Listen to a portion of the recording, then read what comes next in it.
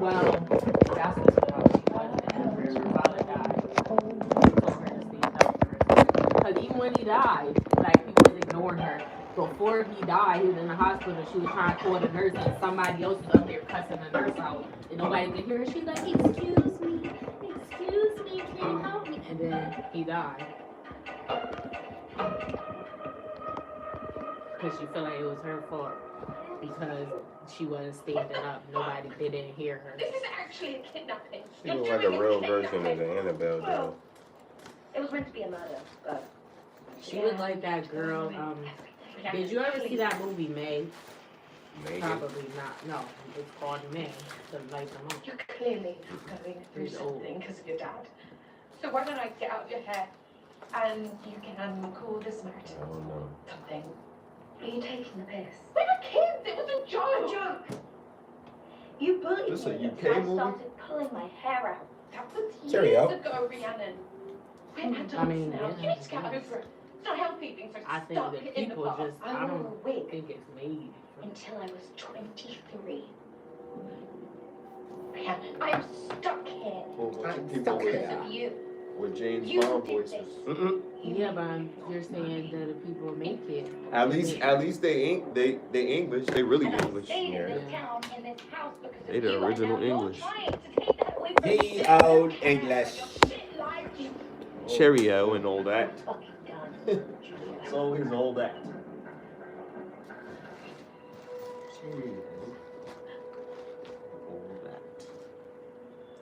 All that. How's she come All that. She's not really a killer like Henry. But she killed already. You know what I've been But watching? she's not. Hannibal. I She started. like that. I started She watching doing it Hannibal 'cause she again. fed- Somebody did something, like, took her off the deep end. She's not just, this girl been bullying her since high school, and she's trying to buy her father's house now. So this is weird, Rhiannon. She Yo, killed we live. Nah, I'm not doing that. You're not a victim. Yo, take that shit off the camera. We live. Don't do that, yo. Come on, man. You're shit.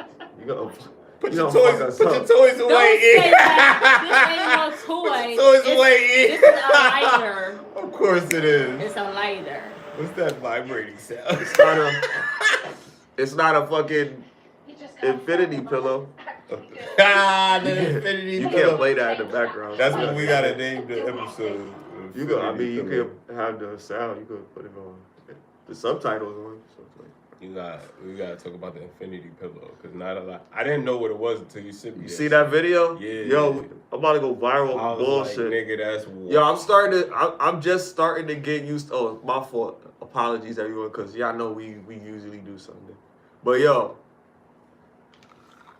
welcome to another episode of Get Lifted. 30 is a new 20. It's your boy, SmileyJizzle, my mans, Chris O.D. and our co-host. Have fun. And we in the building. We got 2 visitors. Welcome. We about to talk about some shit. We about to get crazy. If y'all stick around, y'all gonna have a good time. If y'all ain't doing nothing else, if y'all finished trick-or-treating or eating your kids' candy and shit, or they just bounce, you seen that? Eating your kids' candy and all that shit, man, this gonna be interesting. Because I've been thinking about some crazy shit, so I have. I got some shit to say. Chill. But, so, what are we gonna talk about? Oh, you wanna talk about the infinity pillow first? Let's talk about that. All right, What is so. that? Exactly. So- It don't never go flat. So no. Just let me explain it. You're not gonna figure it out.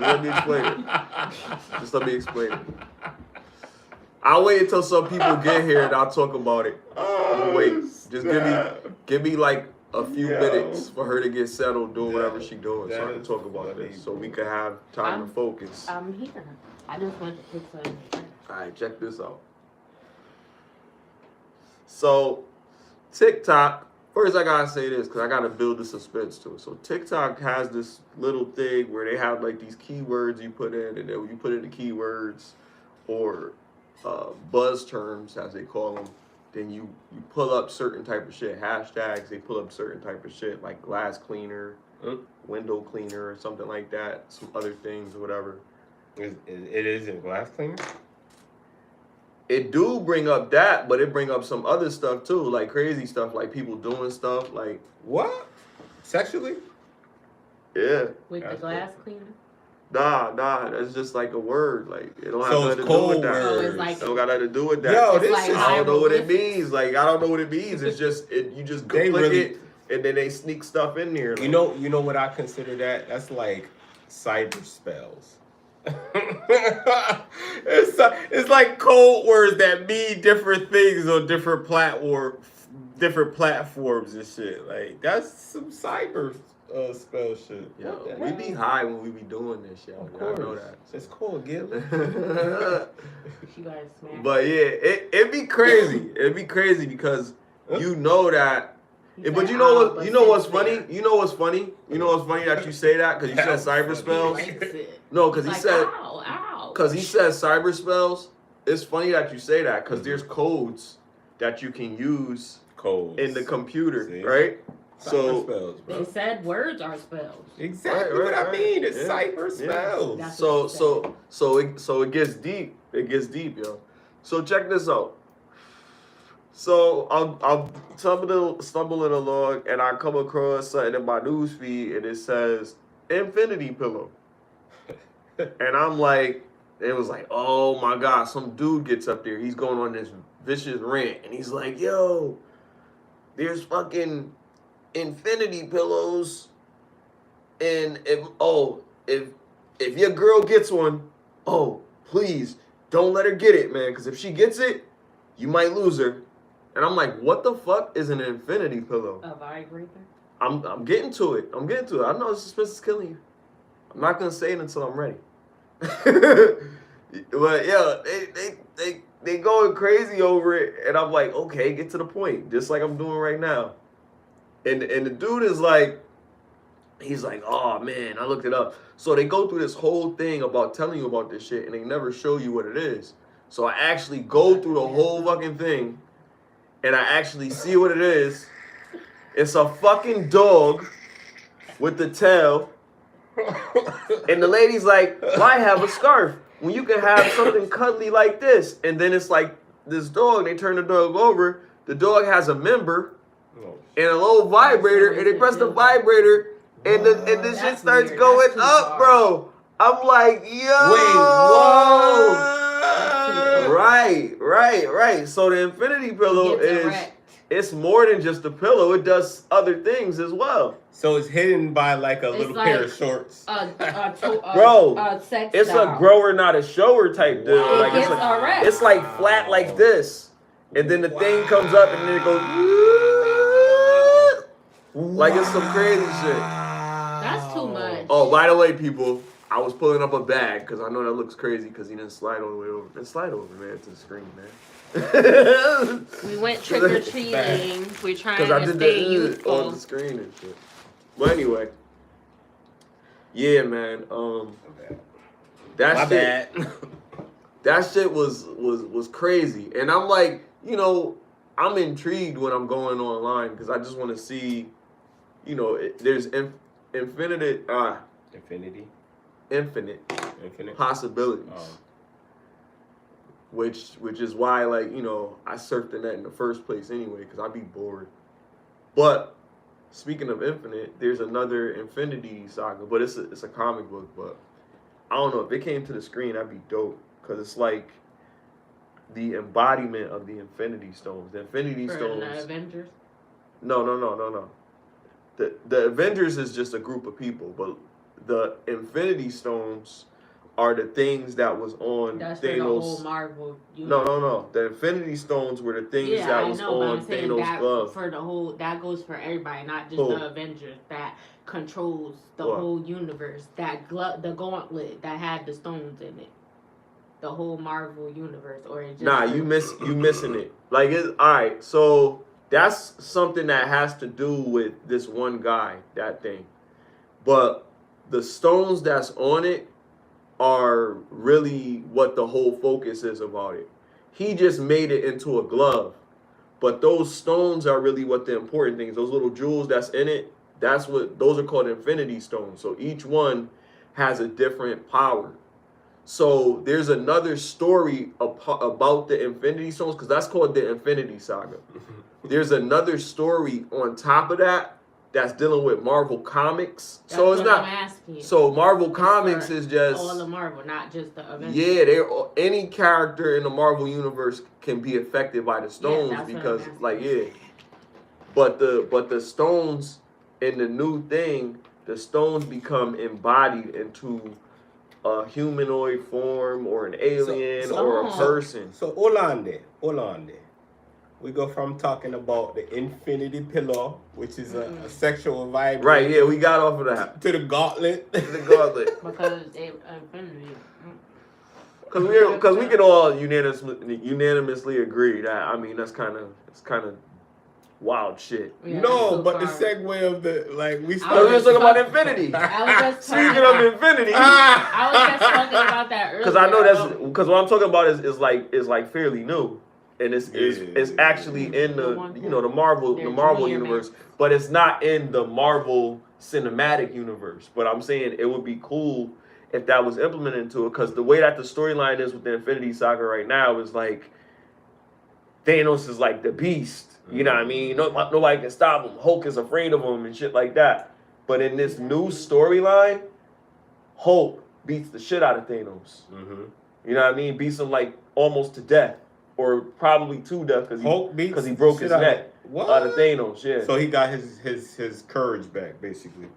He never lost it. See, that's the thing. There's so many. Didn't Thanos humble that nigga in the movie? Oh. Because everybody be thinking the movie and the comic book is the same thing. It's not. It's not the same. Like, think of it as another universe. So he ain't never had. So in the comic, Hulk he never was like. Thanos was scared of Hulk, like subconsciously. Like he always avoided Hulk. He was like, I don't want to be bothered with that brute, or he'll say something like that. And normally Thanos would take all challengers, but he would always kind of like, he'll try to sway away. Even when the Hulk beat his ass this time, he was trying to walk away. He was like, leave now, foul beast, after he just killed somebody. Then he telling the Hulk to leave away, like don't get involved in this type of shit, whatever. And he was like, no, I will get involved. And then he just started getting crazy, biting and all, it got bloody, it got crazy. And then he beat him till he broke his neck. Damn. You know what I mean? The comic book is vicious. Damn. Like when they do the comic book, there's death, there's blood, there's sex, there's everything.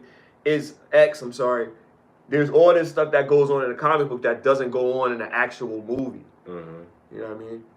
No, that's dope though.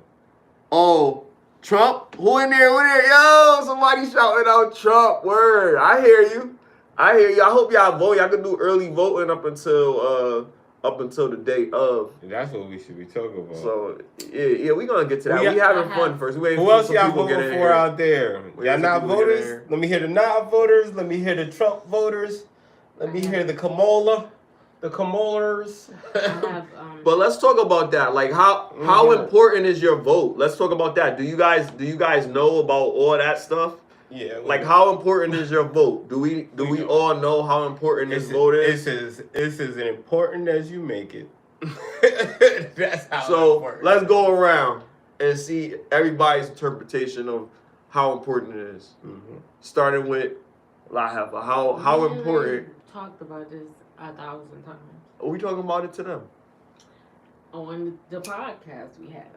But I'm saying I already said my stance on here about how I feel about voting. I think they're all crooks. And I think it's like pick your poison. And that's it. I think they're both, all politicians are full of baloney. Okay, respect. I respect that. Facts. All right, what do you think? If you think it matters. What do you think? I think now. I'm only gonna disagree if that's a blanket statement for you. But if you feel that way about specific voting, then I would have to agree. But go ahead. I think you have to go. Well, me personally, I think I go of authenticity. So it's like. None of them have. Me personally, I gotta go off of what I see versus what I hear. Because you could hear a whole bunch of fuck shit. But when you see somebody be authentic you could just tell like that's them. And you could talk a lot about certain candidates. I'm not even gonna say the candidate's name, but I'm gonna let y'all guess, right? You could talk a lot about anything in politics, but if you stand by what you say, there's one candidate we got comment. There's one candidate that stood by everything they've said since they got there, and there's another president where you can catch them in lies, basically, like, or we'll call them contradictions. They've all been caught in lies. You see what I'm saying? So me personally, I'm gonna base it off of who's the more authentic person because that resonates with me. Or as who opposed you to just feel is the more authentic Said person. you should me do a personally, poll right? that No, says- that's what you're saying. Yeah, you want to go with the yeah. person that you feel is the more authentic Absolutely. person. Because that to me it reflects the characters of the people that I'm around or that I know about. You see what I'm saying? So you're a voter. Yeah, I have voted before. Okay. Yeah. Are you would you say that you're if I don't have either like I'm gonna ask you like this. Would you say that you're an active voter or No. would you say that you're moderate? I'm moderate. Moderate voter. I'm definitely okay. moderate. All right. Because I'll not vote for anybody if I'm loyal to the candidate that I wanted to be in office. Okay. I'm that type of nigga. You have the right to do that. Because you know what I'm saying? let's be honest. This is considered the popular vote, right? There's the electoral college, and then there's the popular vote, right? Yeah, exactly. The one that counts is, and this is through USA.gov, so I'm not making stuff it's up. electoral, right? The electoral college. So, and this is for the presidential and the vice presidential candidates. So for those two candidates specifically, those fall into the electoral college. That doesn't mean that our votes aren't considered because they do look at that. And yeah, that's why they go so hard on campaigns. They'll determine, all right, from looking at it, okay, well, you know, most people generally prefer this person. Let's weigh the pros and cons. Let's look at certain things and why this person might be a more reasonable candidate than the other. And they'll look at the other one unbiasedly. And it'll be like, okay, I think this person should be a more reasonable candidate than the other. Yeah, for whatever the country needs at the moment. And that's a country aspect. Anything that's done statewide, it'd be done through your legislative office. So the legislative office controls what happens with the schools, with the communities, with transportation, with taxes and all of those things within your community based on whatever budget they have or whatever they can do with money, with whatever money they have from Congress or whatever. But the mayors and the governors, they still have, and the senators, they still have to get bills passed as well. And those bills could be passed depending on who's predominantly in the House seating. And it's not just because they're a Democrat, they're going to automatically say no. These have to be reasonable requests. So they can't be unreasonable. It can't be like too much money or something that doesn't make any sense. There has to be a really firm backing of why we need to make these decisions. And if those decisions align with what we as the people actually need, because the government has to decide what the people need. Like people can't decide what they need for themselves, so the government has to decide for you. That's what they tell us in school. But yeah, somebody in the chat said y'all should get a poll that says Trump or Kamala. Start a poll to see, like in the live. We could do that. To see who. I'm not very like, cyber savvy. Who people are. You know what I'm saying? Arrowhead. You want to do a poll? Go into the thing with the little wand thing, and then do it. No.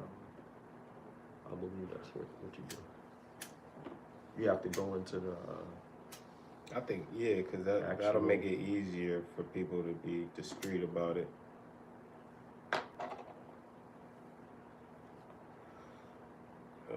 Shit, man. I feel like. Do what? Make a poll, a political poll. I know that, but Where do you go to do it? I think you hit the wand. Why is it still? I just.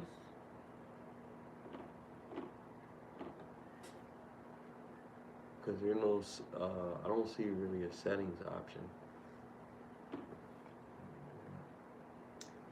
But yeah, just in the meantime, like, I just feel like it's crazy You that have to put that in the chat. you almost got into an altercation in the voting line, right? Yeah, man. People be so passionate, yo. Like, and that's why I said all the shit I said in the beginning. That's because dangerous. Somebody- you gotta Shout out to Tyler Peacock. He said he got food stamps, 150 for 300. Hit him up. Yo, Oh, shit. shout out my nigga, yo, y'all heard him, yo. Get them shits. Put your link in that shit, man, so they could see it. Look, we're not gonna promote the selling of food stamps. Come on, man. Is, People gotta which eat, is man. illegal That's on YouTube. That's the We're democracy. not gonna promote. I'm that. not promoting Allegedly, nothing, but yo, you know what I'm if saying? if bro wanna get his stamps He out can there, bro. get his shit off, but you know, I'm just saying we're not gonna promote This message is held for review. Who did that? Exactly. You did that? Exactly. Exactly. What message? Exactly. Oh, snap. Yo, YouTube ain't playing with Yo, you. don't You be hear me? Don't be acting I'm like not No, this. because stupid. somebody wrote something. I know. didn't- We read what he wrote. Who the The moderator? YouTube automatically did that. I know because Okay. YouTube was like, yeah. My nuts are hella sweaty. Goodbye, soda boy. Oh Oh wow. yeah, delete that. It's some freakers on Yeah, wow. this You in comments. timeout What's for going 5 on? minutes. Shout out to the moderator. Yeah, shout out to the moderator, She a man. professional moderator. She a moderator for the big dogs. Right, Lapeef. Shout out to Lapeef. For real, That's bro. hilarious. But yeah, what happened? What happened with your altercation? Why couldn't you I just put in your mean, vote, bro? Well, you know what? You know people. Why you here? I want to know. I want to Yo, know. people are so passionate when it come around this time Mm-hmm. because they vote with their heart and not with intention. Mm. You know what I mean? Like I would say, if you really understand, just understand. Look at why you're doing it. You're doing it because you want to do it just because you want this guy out of the way. You don't care about what the other person has to offer. You're not even looking at how good or how bad the other candidate is. You're just seeing it from a perspective of we don't want them there. Is it brainwashing? It is, yes. In a way, it's like people trying to sway you. People trying to make you Think be how like they some think. kind of democratic cult. Like, you know what I mean? Like, yo, bro, like it's okay to vote for whoever you want to vote for. Yo. You know what I mean? Really It's is. just, yo, if you do it, be decisive. Don't do it based on your emotion, yo. And a lot of times, that's all that the president and the vice president can really do to get your vote is to prey on your emotions. They're gonna tug at your heartstrings. Like my boy said earlier, he was like, yo, I feel like, you know, I want the person who shows that they're the most authentic. And I feel like that's just how it is. They're gonna show you things. Like I was watching a rally for Trump, and in his rally, he was showing the video of the young lady that got raped and deleted by some illegal people that came into the country that was caught and released. Oh yeah. In like 2022. Fact check it. Feel me? Like I was like, wow, that's crazy. And I don't even know, like I would like to see an update on what's going on with that. Like, is that still, did those people, are they in prison or did they get deported? Like what? And, like, let's talk about that too, right? If allegedly, if people are being housed in these places in America from other countries, right? And their culture is different from our culture, right. So they might do things like sacrifice pets for certain spiritual practices. That's crazy. Which is a real thing. In Jamaica, we call it obia. You see what I'm saying? It's a real thing. So at the end of the day, it's like we don't know. especially if these people are hurting other people, they're hurting other people, they're getting this type of success. They're thinking, probably in their mind, I'm just saying allegedly, I can go here and do this because all they care about is money. And as long as my God gives me these material things, I'll be good in this place. Oh, that's why, because this was on. That's the type of place that it's going to be. That's the type of place that it's going to be in the hands of the people that's going to let this type of thing happen. Right. And we're under Biden right now, right? Yeah. He's letting it happen. Right. So, like, it's simple. Like, I don't know, man. And do you feel like we're gonna gain from a continuation of the policies that are currently in state, or we do need a change? We need a change, bro. Right. If you don't, that's why I really don't like Kamala, to be honest with you, because she doesn't stick to nothing that she's easily flip-flopped a lot, and she doesn't stick to like, hey, just as like, even when you're wrong, I don't trust nobody. I already voted, by the way, too. I respect that. So I stick don't around and I might tell you who I voted for. I respect it. Either way, I respect it. But like with Kamala, I just feel like, yo, if she could just one time admit that she was wrong, like, yes, I was totally wrong about this. I don't even know what I was thinking. Mm-hmm. That is human. That's some heart shit to me. Right. She can't do it, and you won't see her do it. So think of the mistakes that she's going to make as a president, as a new president who didn't even expect to get this opportunity. It was really pushed on her. Right. Right? Think of the mistakes that she's going to make, and she's not going to at least fess up to. But that's speculative. We don't know if she's going to make it. That's not speculative. That's a history of what she has been doing already. My boy, we can see in his story that she's never. Let me tell you something. She's never apologized for anything that she did. I sound like them. Exactly. Let me tell you something. No, I was watching. Well, no, I'm not watching anything. I'm sorry. Me and my boy was having a conversation, and we was talking about the immunity to persecution for police officers. Does anyone at this table agree that police officers should have immunity from persecution? Go around the table. Erika, starting with you, Laifa. No. Yes or no? What do you think? Should police officers have immunity? It's just a yes or no, but then we can elaborate on it after. But if I'm just gonna say one thing. Only because you're saying only, but it's supposed to be either a yes or no. I know you want to elaborate on it, but I want to go around first. I'm just gonna say one thing. Only if you did what you were supposed to do. Like they were putting other people at risk, the criminal who you were apprehending, and you had to unalive them, and you did your job. You didn't just do it. I knew you was gonna do that, but just go around, just say yes or no, because I have a scenario that goes with what. No, but I have a scenario with what you said, and you said no. And what are you saying? Yes or no? I think yes, if qualified. You think yes? Mm-hmm, if qualified. So he's saying yes. She's saying no. I'm saying no. And me and my boy got into a debate because he's a supporter of Trump. And in our debate, I was like, yo, like, honestly, if a police officer has immunity from persecution, that means that there's no consequence whatsoever if the police officer doesn't use his procedural awareness to not hit an innocent bystander in the approach or apprehension.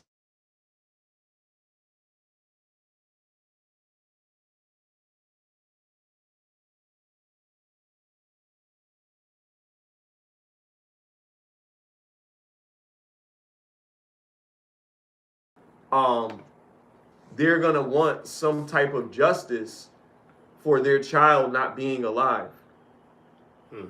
So what do we do? What do we do in that case? Do we just all right, well, you know what? It was an accident. You just go home and whatever. You're not going to even have to go to court because you were doing your job. You're trying to save lives. Mm-hmm.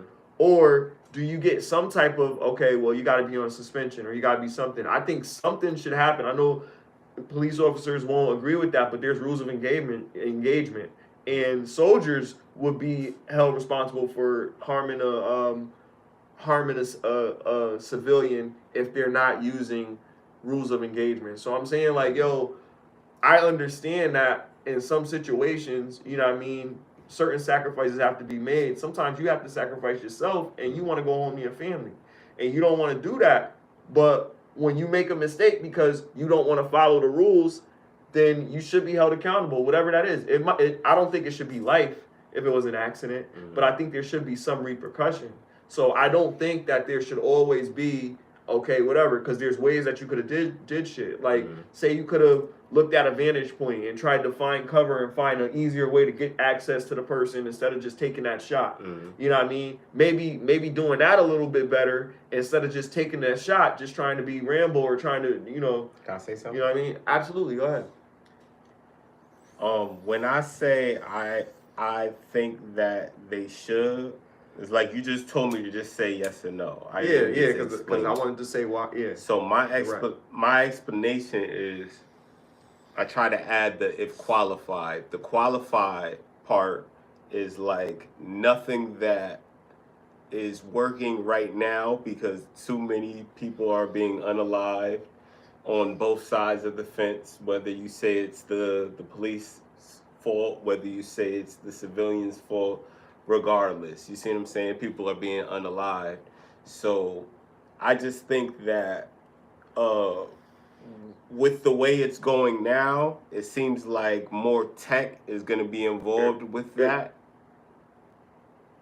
And I think once we get to that point where the tech decides, we're pretty much doomed.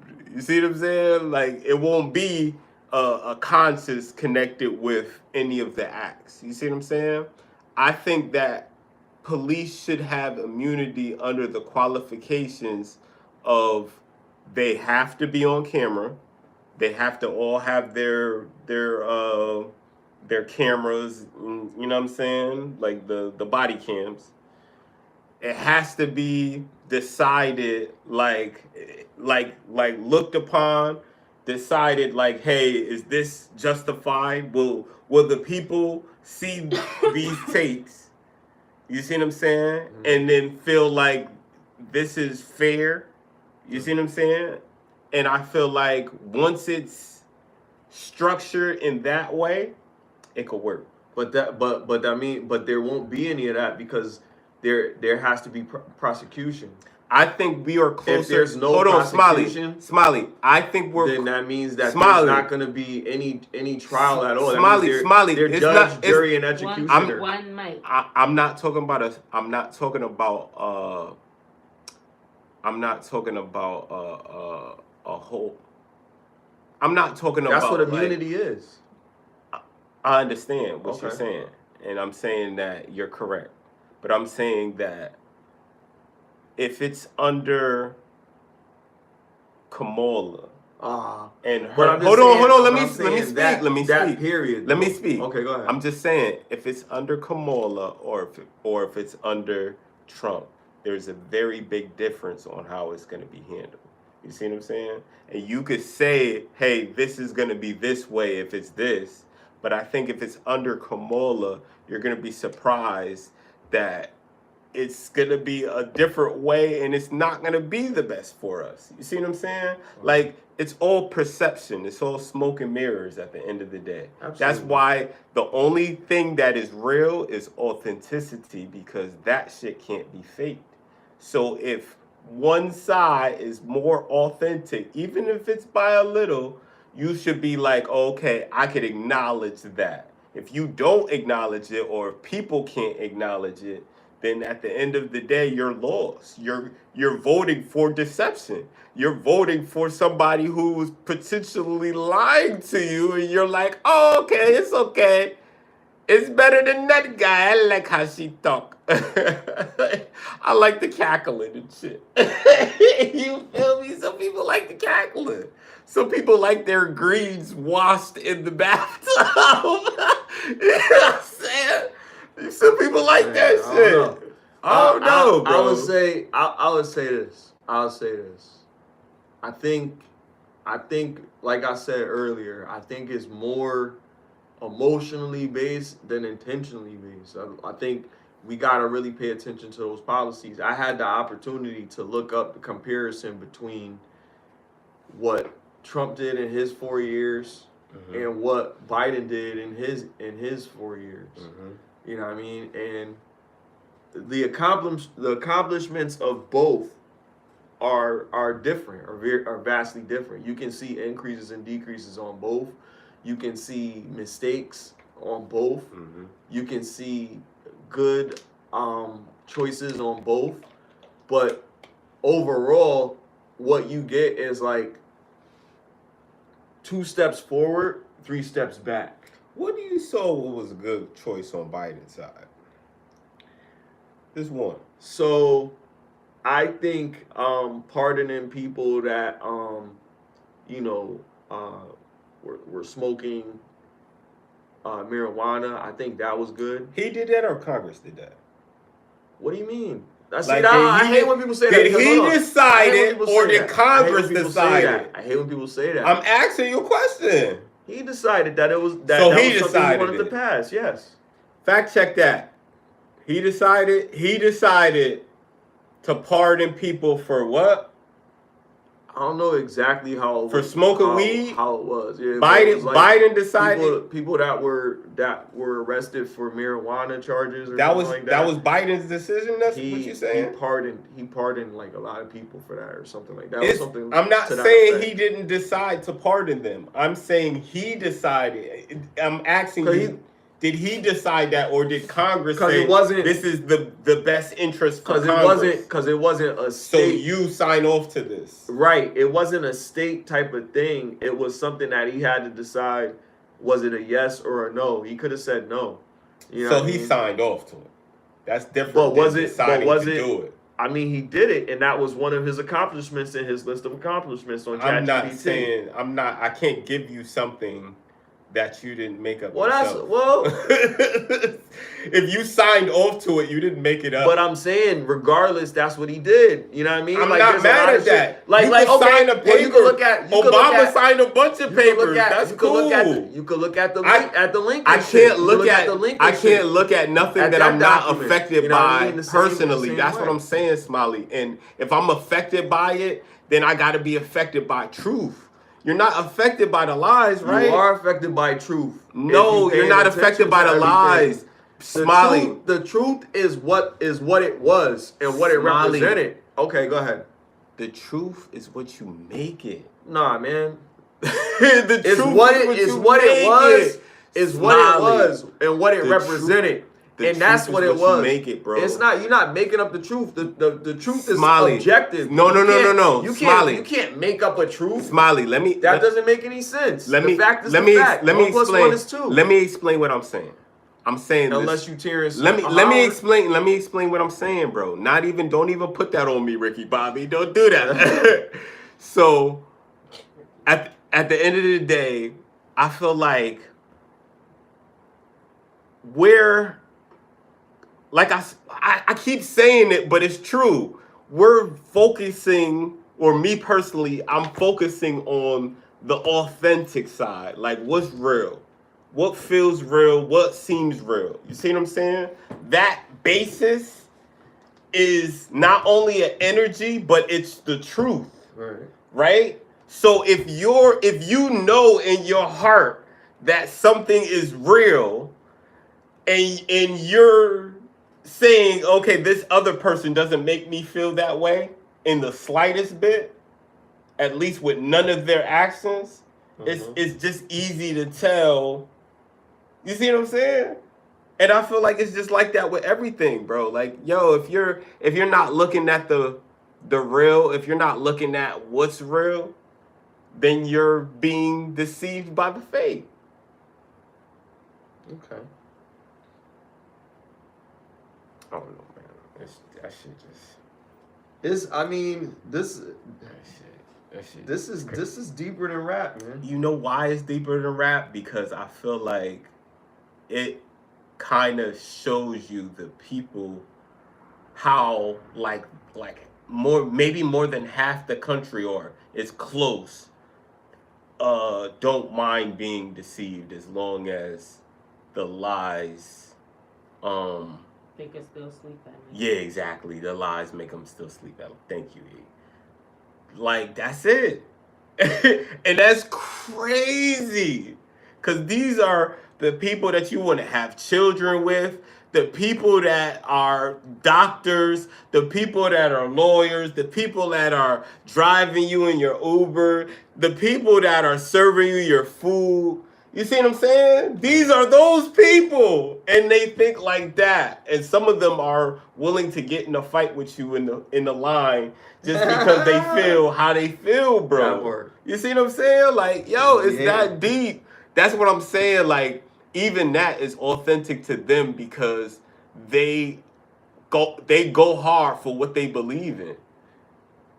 And it's like, that's why, like, yo, it's just like going somewhere at night and then it's pitch black and you see a group of people, you see what I'm saying, that look like they probably are up to no good, whatever that looks like. You see what I'm saying? And then you got to make judgment. It's the judgment that keeps you alive. It's the judgment that says, oh, okay, let me not go to this party because this party, they might be drinking and I know my mom said I can't drink because I'm not over 21 yet. You see what I'm saying? Like, it's that judgment. You have to have good judgment because if you don't have good judgment, then you make bad decisions and then it affects you and the people around you. All right, so I'm gonna do a justice right now, and I'm gonna read what Trump's presidency from 2017 to 2021, his impact. It included several different significant policies and actions, and I'm going to point them all out. Legislative changes, events that had both supporters and critics, a summary of key areas where his administration had an impact, okay? So we can rule out speculation because we can actually hear it from the source. My source is ChatGPT, which is a compilation of USA, New York Times, CNN, WhiteHouse.gov, all of these things. That shit is the motherfucking eagle eye. This is eagle eye right here. You took it an eagle eye, bro. And it's the latest version because I get the good stuff. Oh my goodness. First thing is 9 of them, and I'm gonna do justice because I'm gonna do Biden too. So here we go. So the first one, right, for Trump, people that you're voting, because you got time to think about it. You got 1, economy and tax reform. All right. Tax Cuts and Job Act. That's an act. So that's actually in our Constitution. Passed in 2017. This tax reform was one of Trump's major legislative achievements. It lowered the corporate tax rate from 35% to 21%. That's more than a 10% decrease. That's crazy. And introduced changes to individual tax brackets, which his administration argued would stimulate economic growth. Can we just go to Biden's? Because I just want to see. No. We gotta do it. We gotta be fair. That is fair. That is fair. Because we know that Biden has a lot. So let's go through these and see what they actually mean first, and then we'll go through the Biden because I know all both of them are. All right. I'll go through them fast. Unemployment rates before the before the 19 pandemic, unemployment rates reached. I think we can't say it now. Why can't we say something that they made? I don't even argue it, bro. Rates reach That's historic crazy, lows, like particularly for we're gonna name it, but you can't say it. African, that's crazy. American, Hispanic, and Asian communities. This is the administration nuts, credited in deregulation and tax policies are driving factors behind job creation. Stock market. The stock market saw significant gains during Trump's first 3 years, with Dow Jones, S&P 500, and NASDAQ reaching record heights, largely attributed to corporate tax cuts and pro-business stance. Number 2 was deregulation. Rollbacks of regulations. Trump's administration prioritized reducing federal regulations, especially in energy, environmental protections, and banking. He argued this deregulation helps small businesses and reduce costs for companies. Smiley, you gotta let it settle. Like it's like you just gotta keep up, bro. Cause like it's a lot. I'm not talking about for me. I'm talking about for the audience. Like you're just You're reading facts, but we understand that. We're trying to figure out what has been done or what's gonna be done I'm just on gonna the give other you the side. summary. You figure it out. I'll leave a link. Because we know, especially me, I know that Trump has a lot of accolades, yeah, but we gotta know what it is. We gotta know what it is. We listen. Bro. Listen to what I'm saying. Hold on. Just listen to what I'm saying. We have to know what it is. You can't just say this is how I feel because it is. People have to know why you should feel this way if you don't know these things. But is that why you feel that way, Smiley? You have to. So you're basing it off. God. I'm just saying. You're reading it because you're basing it off of. I'm trying to give people education. I want people to be educated. I understand that. But you're forcing it. You're forcing it. I'm not. You're forcing it. I'm not. So you know that. So you know that every. So you know that everybody wants to hear this right now. It's people that's in there, and every time you interject, we lose people. If you know that, all right, Smiley. People want to hear it. That's why people are pouring in. Go ahead, cook. All right, look. Because people want to know what the fuck it is. Right, like, why the fuck is it so... Cook. Hold on, let me complete, because people going to hear it.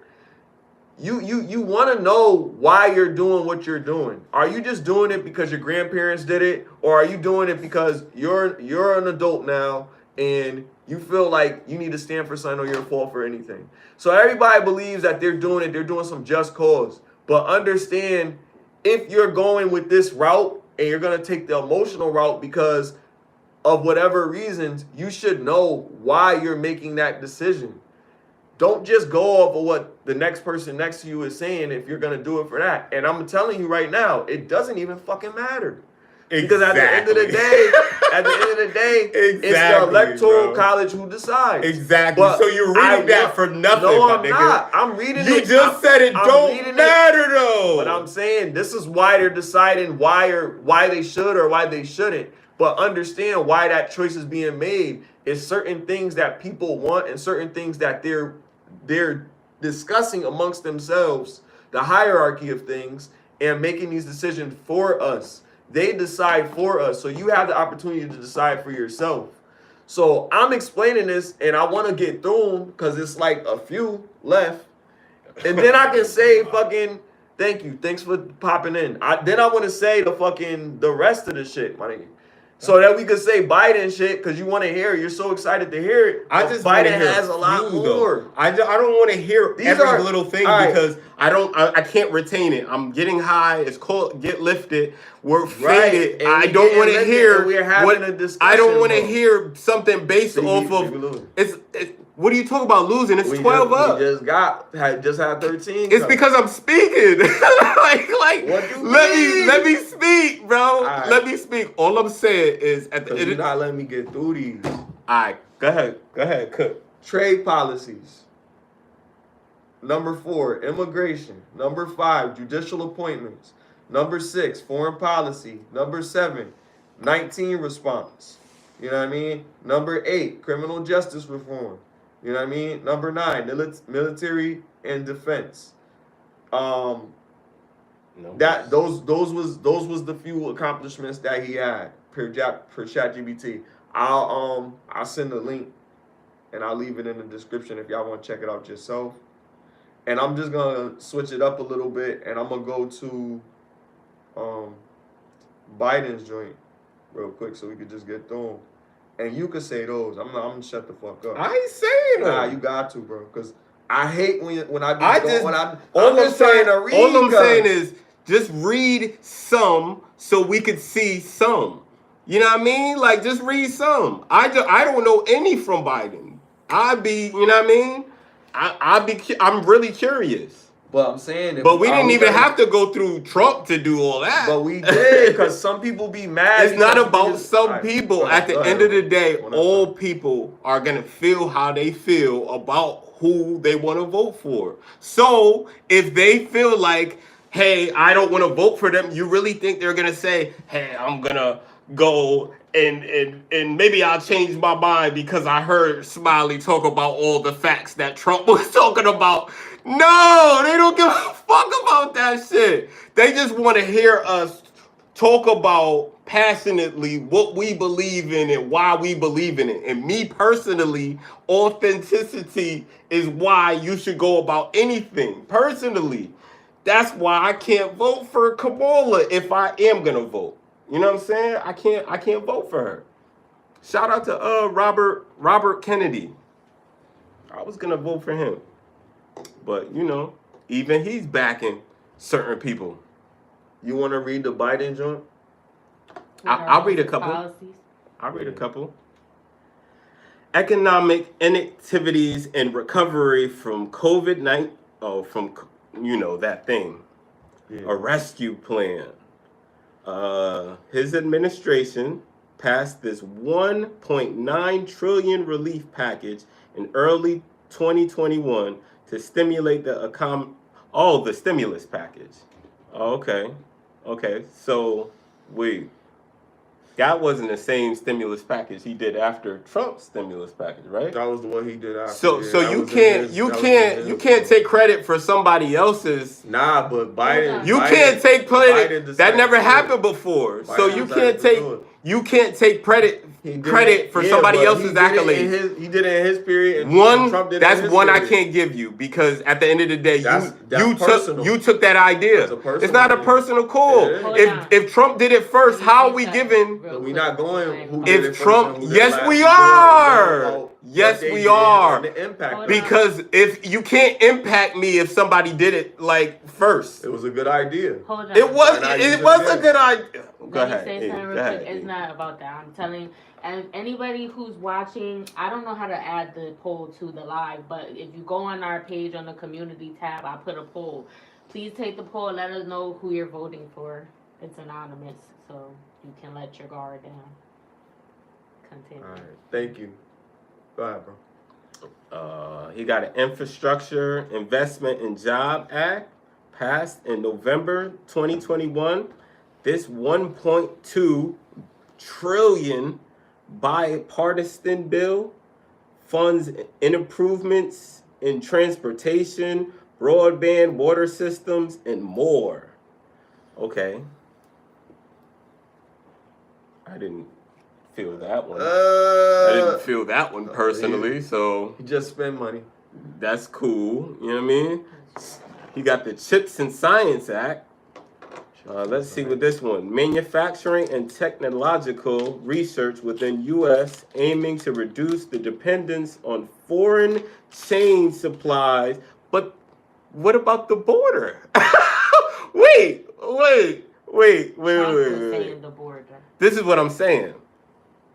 He made an act that basically he's supporting foreigners? I don't have a problem with foreigners. I think what they need to do when they come over here is there need to be some type of, they shouldn't be able to just creep in unannounced or sneak in. There need to be people lined up over there to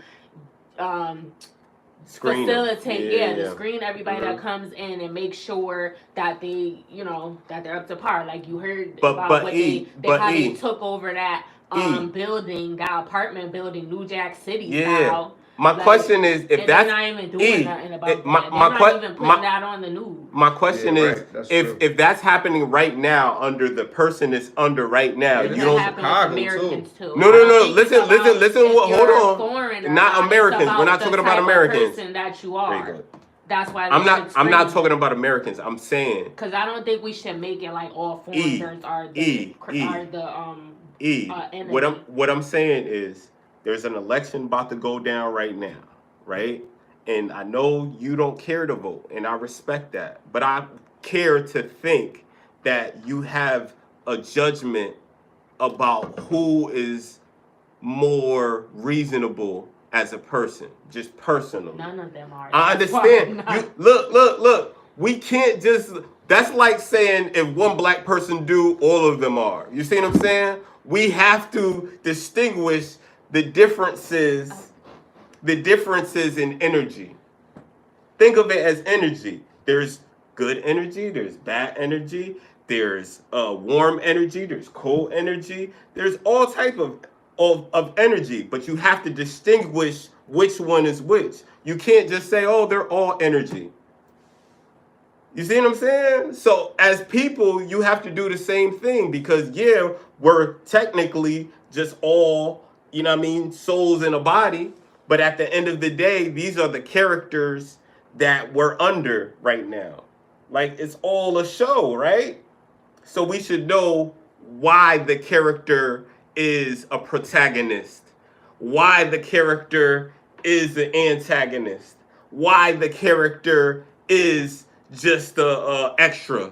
You see what I'm saying? People have to be categorized into a certain box. You have to do it, especially when it comes to political views. Mhm. It has to be with like the structure of business. There's like just rules to everything. Right. But I mean, you gotta play the game smart though. You can't just go in there and but just. that's why I'm figure it reading. out, That's like- why I was reading policies because policies that have been previously passed, and I was just saying like this is how we measure who we're going to actually appoint. I mean, you can measure it like that. We're not but appointing not everybody's them off gonna of measure our it like emotion. that. We should appoint them off of That's not their emotion. intention. That is literally. Some people are saying they're not going to vote for Trump because he's racist. Some people are just saying that. And I'm not saying that. But some people are only voting for Harris because she's a black woman. Allegedly, and Right. I'm not saying that. Or well, yeah, You know because what I'm saying? she ain't even claiming us. So. Nah, she did on Club Shay Shay. She Yeah, said she's a because black she woman. wants to get the black vote. That's what I'm Now saying. she's doing it, but So before she so wasn't. that's what I'm saying. You'll see characteristics of a person, and you have to make an assessment of that person. And I think everybody at this table has enough evidence of the characteristics that we see about her to know what type of person she is. And at the end of the day, yes, E, they might both not be in the best of our favor. But at the end of the day, one is more authentic than the other, and it should be clear. But it's not, and people are acting like it's not, and it should be clear, but it's not. So I don't know, bro. It is what it is. It is what it is. You're. Or it is what it isn't. The comfort to her is no longer sufficient. We got birds at the table. That's fab. Yo, check out Shout out that. to Yo, it's an arson day, bro. Like I forgot Arson about got that. stuff out. We Yo, back hold on before- Spotify. What you got out, bro? I got, you know what I'm saying, my album is back on Spotify. I don't know what happened to it, but it was taken off of Spotify for a brief second, and then it's put back on Spotify now. Definitely. I'm trying to get back in the YouTube wave, because I've been slacking, bro. I just been putting out shorts and shit. You know what I mean? I got to join out with Rich. Y'all check out my YouTube, CrisxmasOD. No H in that mug. You know what I'm saying? And it's called Days of the Week. And I wrote it because I feel like we're in a day like DAZE of the week. You know what I'm saying? So y'all check that out. Peep the song. Peep the lines behind the song. And it's an arson summer. What you got on, my boy? Yo, man. I just dropped the Arson track. winter. Just dropped the track. Every day summer. Look at Kings. Shout out to Dave East. You know what I mean? He popped out. You know what I mean? He on the feature. You know what I mean? So How you feel like you did on him? On the beat? I think he killed it. He keeping it to the culture. It's always No, I said you. how I think I did it. Yeah, I mean, yeah. I'm You know, me. Chris is a hater. Hey. I think Don't put that When I- narrative out when there I- on me. He don't like Dave East. Don't put that Yo, narrative. what's I up, don't bro? prefer his We don't want to music. do that. I won't do that. I We don't got people know. I watching. don't We know won't do him. that. You know We what I'm won't do that. saying? But I That's mean, how people go viral. Come on, man. Like, for the wrong reason, I'm yeah, trying to promote. exactly. You know Didn't I say I'm promoting It's negative. He done authenticity? said that is That's not authentic- authenticity. That We doing is. this now. I That's never. how you feel. First of all, We doing this I'm not now. hating on nobody. I don't prefer his music, but that's my choice, right? Right. So at the end of the day, I don't hate him, and I'm not a hater. I want him to get money. I'm happy that him and Smiley got on track together, but I also want to see how Smiley rates himself in comparison to Dave East. You see what I'm saying? Because I feel Why like is that? because I feel like Doesn't matter. me It's not a personally, competition. We're working together. I think it is a competition Black people because from the struggle. no, we're work just it together. we're Why just. are you trying to? I'm just talking about the sport of music. In the sport of music, the confidence, the ego is what makes us say, "Yo, we're the shit," The link and is I'm in the the best. description. Y'all be the judge of that. I'll respond to bro. Yeah, You know what I mean? Like, what you think? I think we both blessed it coming from the culture. Mhm. I think he did it his way. I did it my way. I'm actually a fan. So all I could say is I appreciate the blessing. And at the end of the day, it's never no crab in the barrel like type shit for me. Like, I am competitive, but it wasn't a diss track. It was a track that we won. I'm not You know saying what it's I mean? a diss track. I I was smoking like he was smoking. You feel me? So we jumped on the track. We did what we did. And I always was biased about doing tracks with people in the industry. Period. Like, I you know love what I mean? Currency, but I cooked them on my song, Alright, but and hold I'm on, standing on it. I Alright. cooked you, Currency, and that's why I got a second feature because they was like, "Oh yeah, get him another one for the low." You know what I'm saying? And I'm a Leo, y'all. Feel me? But I'm just playing.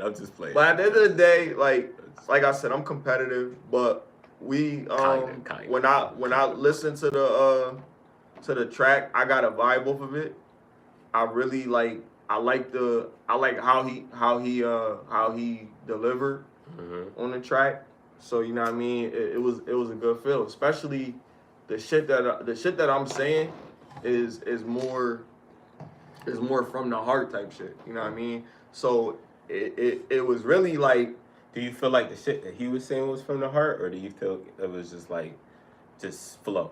He was talking about relative shit, you know. 9-5. Crown. He talking about crown chicken. Talking about losing people in the hood, and you know what I mean. But you kept going because you know Shit niggas real. die every day, b. Yeah. That type of shit, and you know talking about how niggas had to eat whatever they could type shit. Like, shit was like a struggle type shit. And that's really what it was. Like, back in that time, you could really appreciate the simple shit. You know what I mean? Just having a home cooked meal was good money. You know what I mean? Okay. I respect that.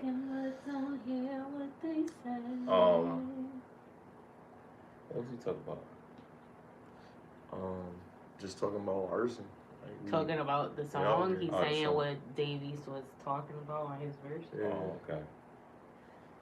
Yep. Yeah. I mean, like I said, like, at the end of the day, It came out a good song, right? it came out good. I liked it. You know what I mean? I respect it. Family heard it. They liked it. You know what I mean? It's a good song. With it.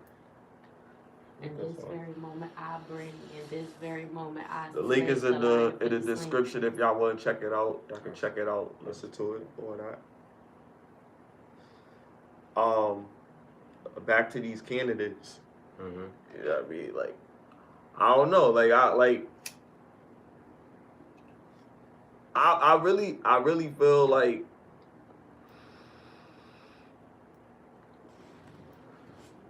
it'll be the year of the woman. This dude was in the line talking about it's gonna be World War III. I'm like, World War III? I mean, you can't put. Well, he's saying that in the line, like, bro, like, calm down. Yeah. You know what I'm saying? I feel like this is, you know what I mean? This is just what we do. we're in a fear-based world, so people are scared and they're gonna act out of their fear. And even that altercation that, you know what I mean, you almost got in, bro, like that shit was fear-based too. Like this person was like, yo, I don't think he knew it was coming to that, but he was being kind of aggressive. Because let me ask you, was it a black man? Was it a white man? What color person was this? He was of color. So this is what I'm saying. This person was about to go to blows or willing to. You say that, yo. Look, you gotta be careful what you say online, bro. I'm just saying hypothetically. Let's say hypothetically. He was passionate. Hypothetically, this man. Like when niggas get loud and start doing all that. Hypothetically, this man was passionate enough to almost get physical, just because you had a different opinion than he did. Yeah. Like, why do we do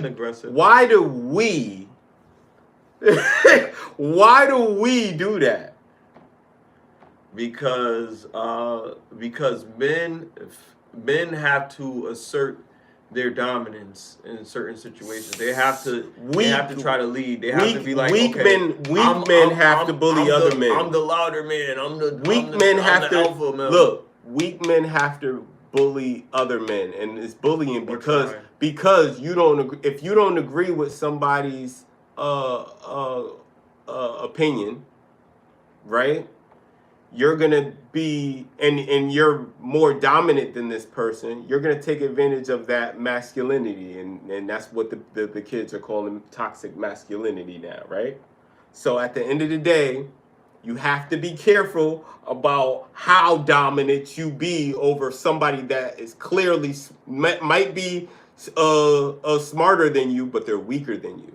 So you'll take advantage of that. I'm not saying you. I'm just saying in general, this is what people do.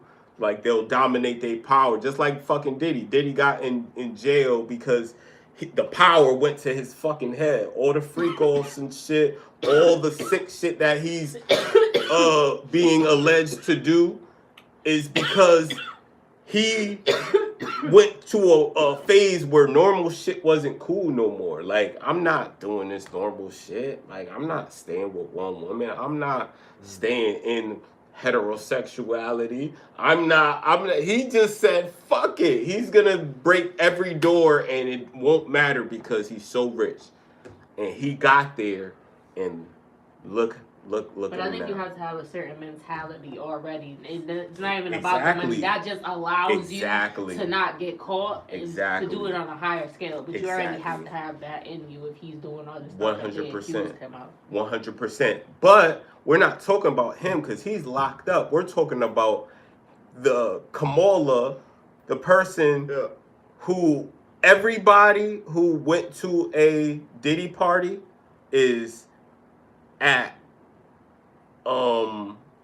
Kamala's rallies. Y'all notice that? Everybody that performed or has something to do with Kamala in this campaign has been to Diddy's parties. Okay. Y'all notice that? So we know what Diddy did, right? This is what I'm talking about with the authenticity, bro. It's like if you know somebody is foul and you know these people are around this nigga and you're still vouching for these people when they're presented with this person. Oh man, yo, it's scary outside, bro. Because this is how people are thinking. Like people are just like. People are worried about the wrong things, bro. I just think people are worried about the wrong things. Yeah, bro.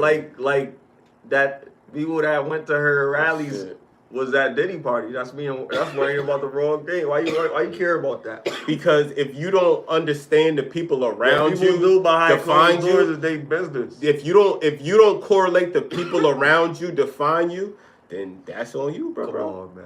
But at the end of the day, bro. That's common sense. You think The Amber people- Rose ain't go to a Diddy party? Come on, man. I don't think Amber Rose.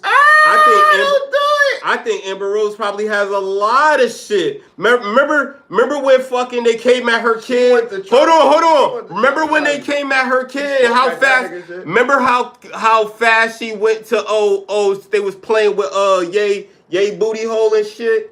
When he was coming at, he went back and forth with Wiz and shit. She was like, "Oh, don't let me talk about the shit that he used to like, all them figures." Yeah, and then Kim K came and squashed that shit quick. So this is what I'm saying to you, my nigga. These people chill with certain people for status, and they know about these people. So if we're gonna sit here and praise Kendrick Lamar for saying, "Oh, let's stand up for the real," and bro, you know all these niggas too, Kendrick. You know what's going on. You're in the industry. This is what I'm saying, bro. This is authentic. Whoever, it's like normal rules and shit, like loyalty and honor and all these things get thrown out the way because of celebrity. Like, no, fuck that. That's what I'm saying.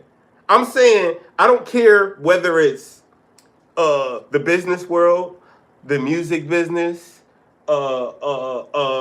fucking the military. I think moral conduct, authenticity, loyalty is the basis of your morale. And if you don't have that as a president, a person, a biologist, a doctor, a street urchin, I don't know. If you don't have that shit, then I can't resonate with you, bro. You see what I'm saying? Like that woman don't got that shit, bro. And I feel like if the people are easily deceived into that notion, then we're gonna be in trouble. But it is what it is. Maybe I'm wrong. I hope I'm wrong. I'm good with being wrong because I could be like, oh, okay, it wasn't that bad. Yo, let's go to another debate. I was watching a show. What show? Called This Might Be Risky. What's that about? It was debate. It's just like another show, like Five. Okay. And what happened? It was a debate between a gentleman and a young lady about education and about how a lot of black boys can't read in school, and they pulled up the numbers. Yeah. Sites of all the sources. Yeah, Dr. Umar said they saying all of them got ADHD. But they were saying like it's not just black boys, it's black kids. So it's not just boys, it's girls too. Yeah. Because they didn't specify gender. Yeah. So when they're saying that as overall, but then they're rating the education rate, and they're saying, okay, women are more educated, meaning going to college, getting a degree. Yep. But the argument was that the degrees that they're getting aren't really profitable, and they're spending their time paying back their debt instead of making money off of what they went to school for. Okay. Versus young men are finding other ways to make money, like getting trades and stuff like that, maybe getting 2-year associates in something particular, and furthering making money off of that. But the jobs that they're getting are better, but education has always been higher for women than it is for men in all cultures. So it wasn't just women that it wasn't just black men that were more uneducated than black women. It was more women are more educated than men. Yeah, meaning they go to college more, they try to get degrees because they try to find fulfillment when they have spare time, and sometimes if they have a partner that's supporting them, they can go to school or whatever the case may be. My only stance in that is, if just look at the climate. Just look at the climate. Look where we're at. Look at the dating pool. I got a PhD. Not even that. Just look at the dating pool. Shout out to KS. Look at the intentions. Look at the people. Like as far as us, you know what I'm saying? Just look at the climate of where do you think that we're gonna be in marriage in, like, let's say 5-10 years? If not everybody, but the majority of people is like, man, fuck these bitches. The majority of the people is like, man, fuck these niggas. If the majority of the people is like, man, I'm not having kids because that's crazy and I'm just going to be in debt. If the majority of people is just like, man, fuck this shit. I do agree you should be financially stable, though, if you have a job. You should work to get That's that cool. point. I'm not talking about any finances, though. I'm just talking about... You said, because I'm going to be in debt. You mentioned that. That's why. I'm just saying that's a possibility of what somebody could be thinking but they're also not they're in their mind, if they're thinking that, they're not working to get out of that situation. You're already broke. I'm not gonna make an excuse like that, and you're just okay with it. Check this out. Like, I'm broke, so I'm not gonna have. I'm not gonna make an excuse for a grown adult because they're gonna do they're gonna do what they have to do to survive. And I'm not mad at nobody that's doing what they gotta do to survive. What I'm speaking about is look at the climate and where it's at.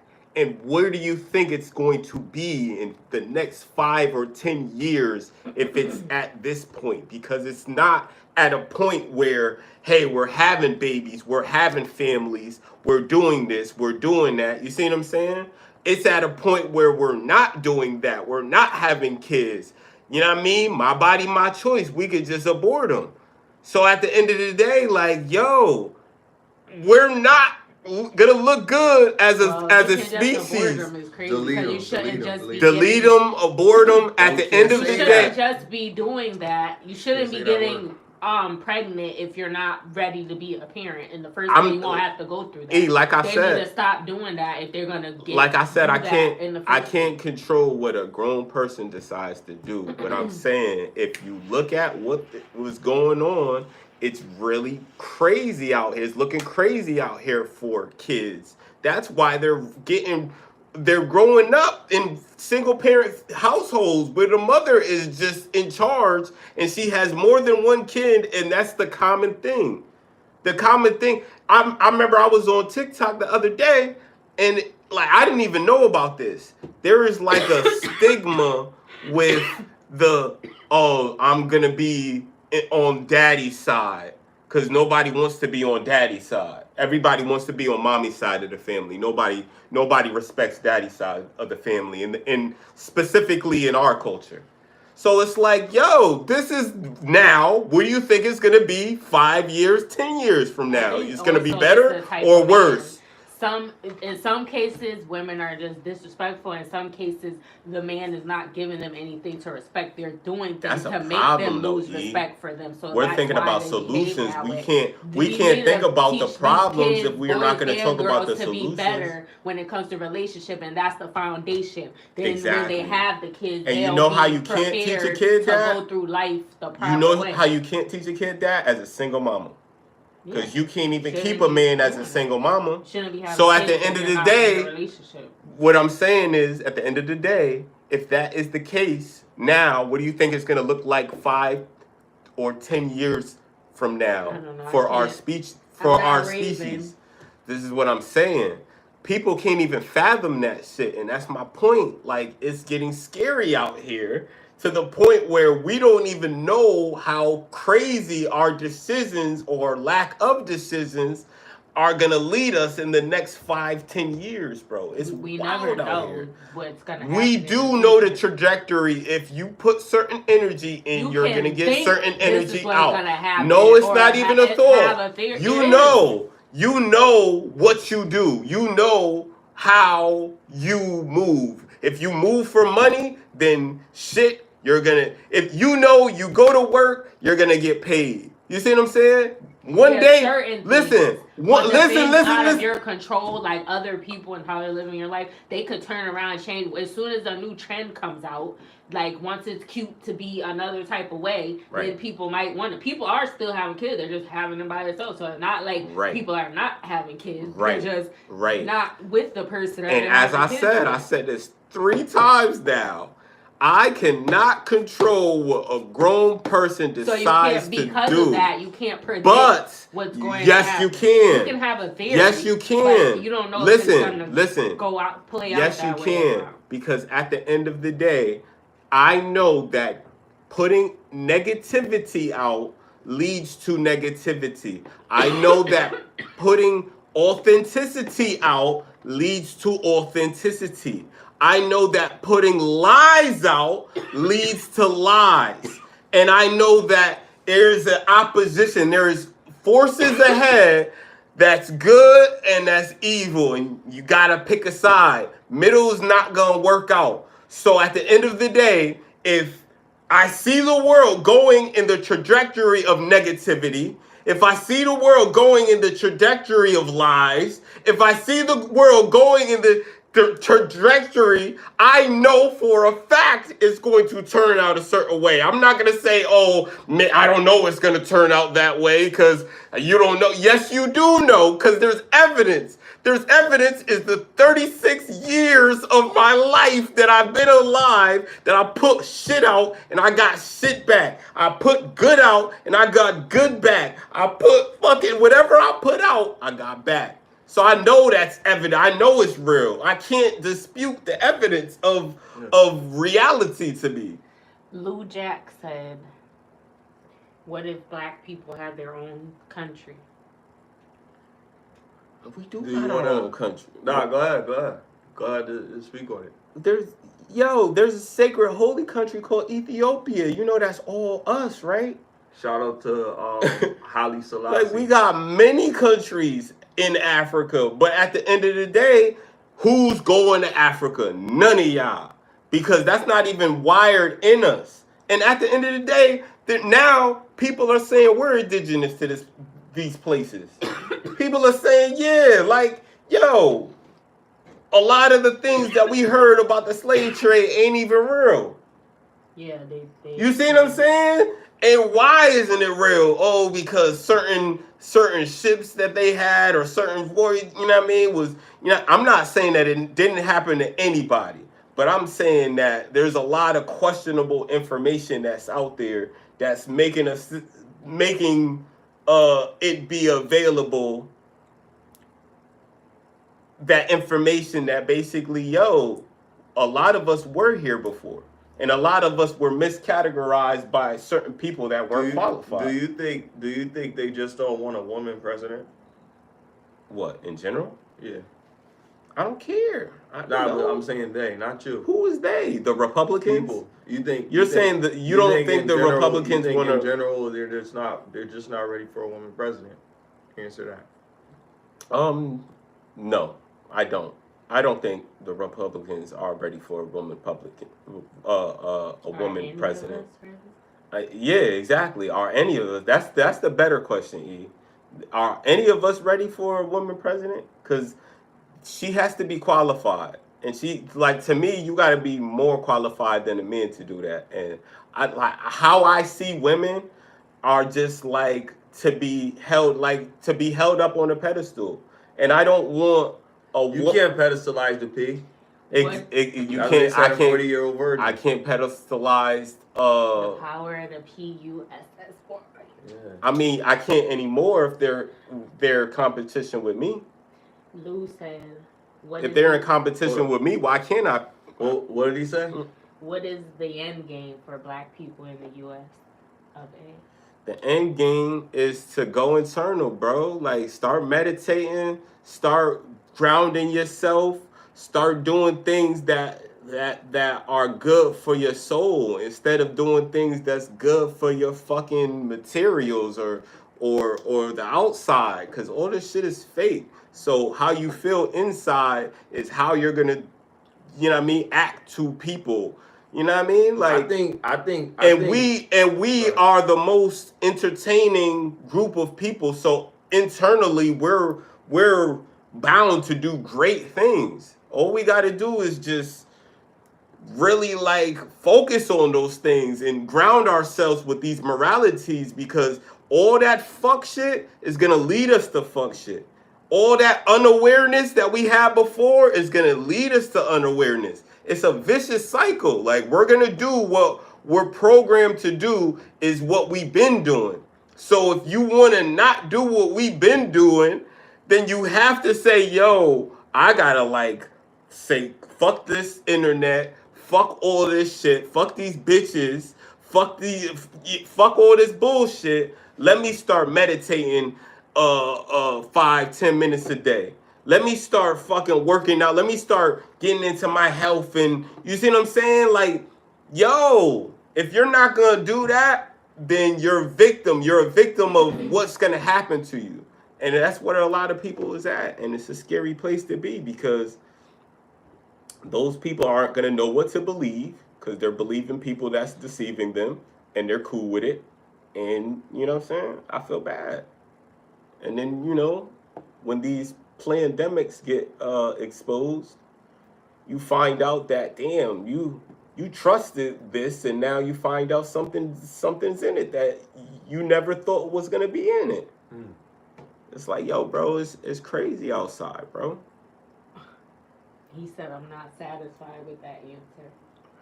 I mean, yo, you don't have to be. It's really... And somebody else, Fran, said Trump better win.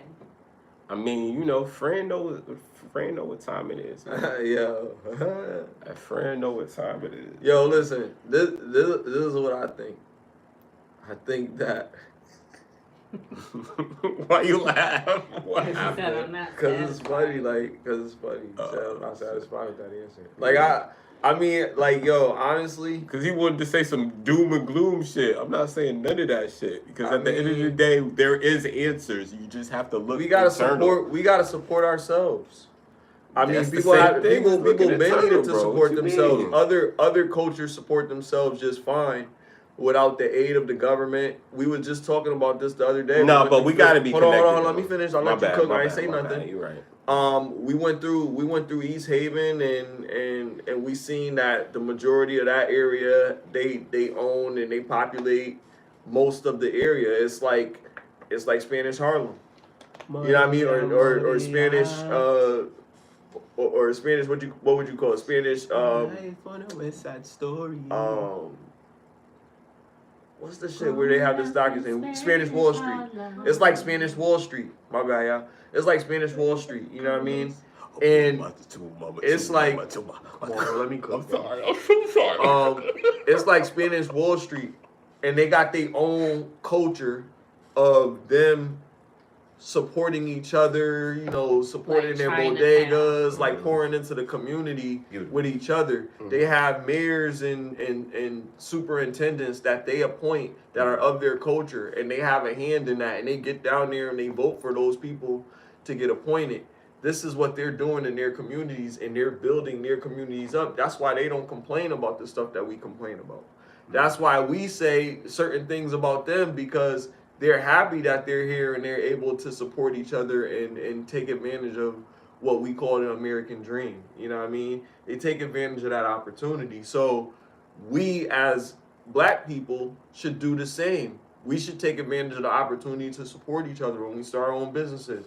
Like, yeah, we could go there, we could give them reviews that are helpful to our to make us gain more business or whatever, instead of just throwing each other down. You know what I mean? We don't give each other a chance to really push ourselves. Like, you know, we get one bad review and then we tell everybody in the community, and that's really how we would get our business. Otherwise, we'll have to go outside our community to get our business. I think it's deeper. I think we should, but this is my answer. My bad. But I want to support us like they support them. You feel me? And if we did that, we'd have a deeper reach within our community, and we'd have more of an impact within our community, as opposed to the conflict that we have with us saying that, oh man, you know, we always doing this to each other, we always doing that. We would be raising our kids, we would have that village like we have. Making America great again for us would be us going back to how it was in the 90s, when it was good, when people finally came home from prison. You know what I mean? It was good for a few years until things got rough again. You know what I mean? So that's what it was like. That's what I would like. Can I ask you a question based off your answer? Go ahead. All right.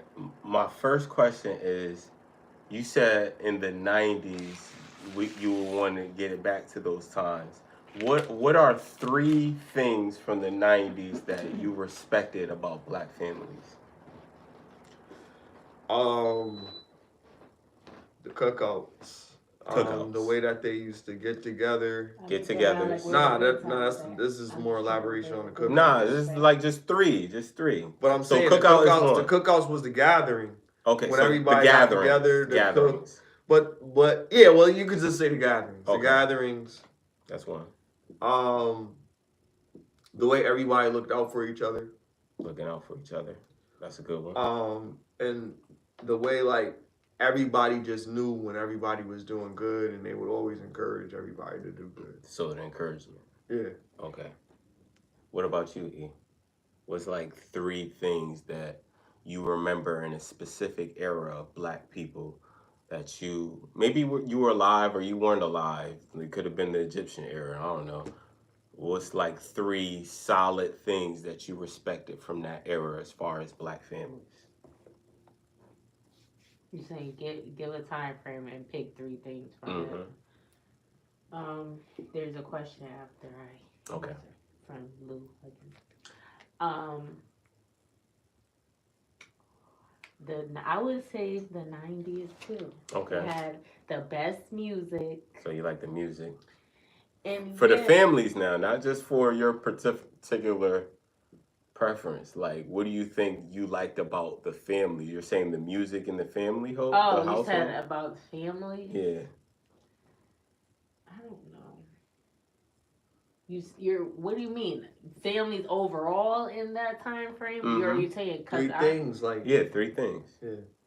What did you like about that era? Their families and how they what, like on television? Like how just in general. Like you as an adult, what did you like about the 90s era as far as black families? It could be a show in the 90s that you liked that gave black families. It was just blank. Yeah, well, I said the 90s because you see what I'm saying? It don't matter.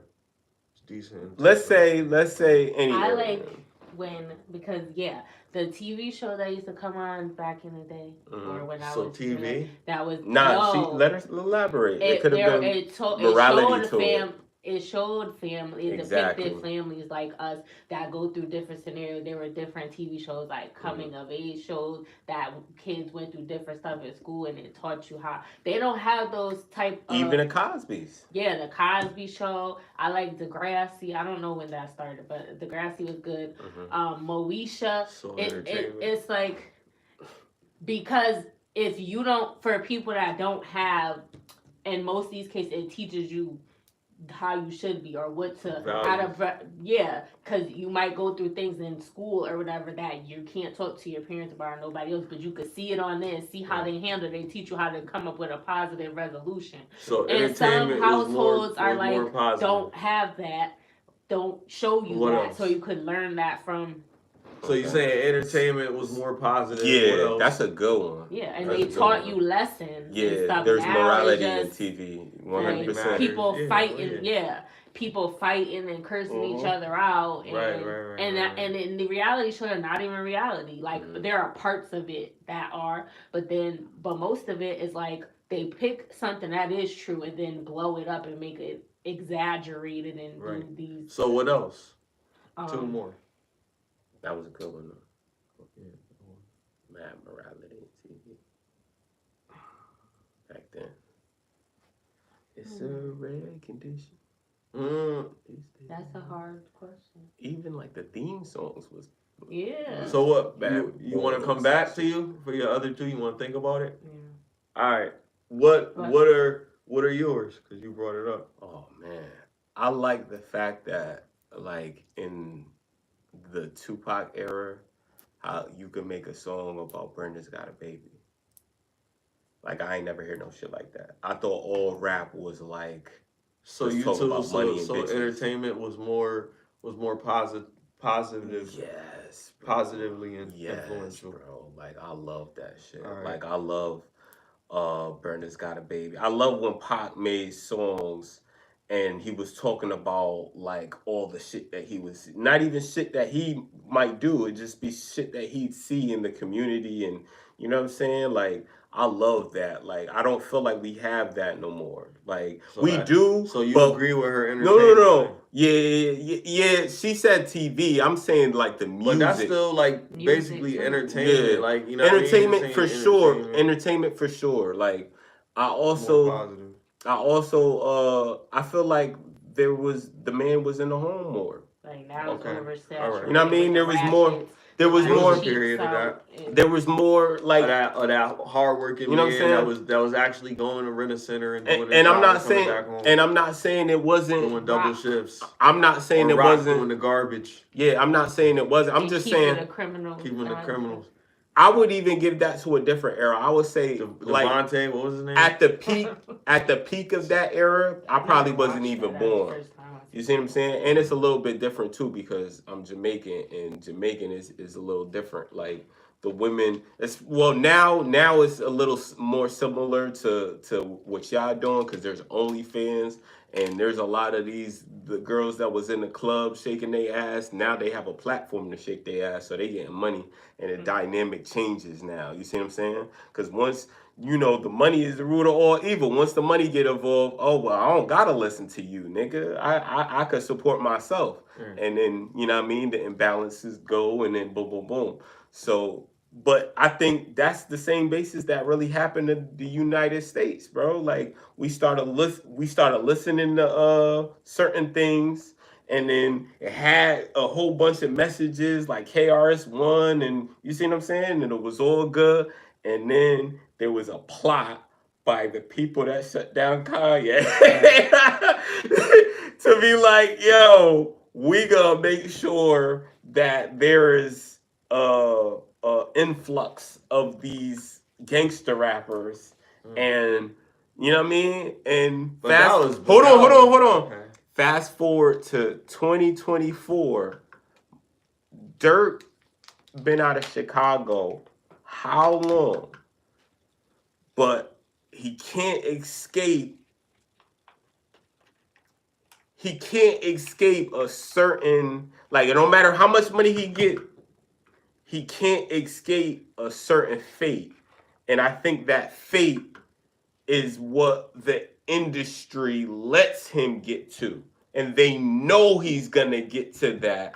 That's why they say, yo, we want you. Hey, yo, you. You see what I'm saying? We want you to be the voice. You see what I'm saying? Same thing with Thugger. Like, Thugger, shout out to Thugger. He's out. He's getting out now, right? Free man. Look what he had to go through. Look at how many of his peoples that that were his real right-hand mans. And look how many people switched up on him.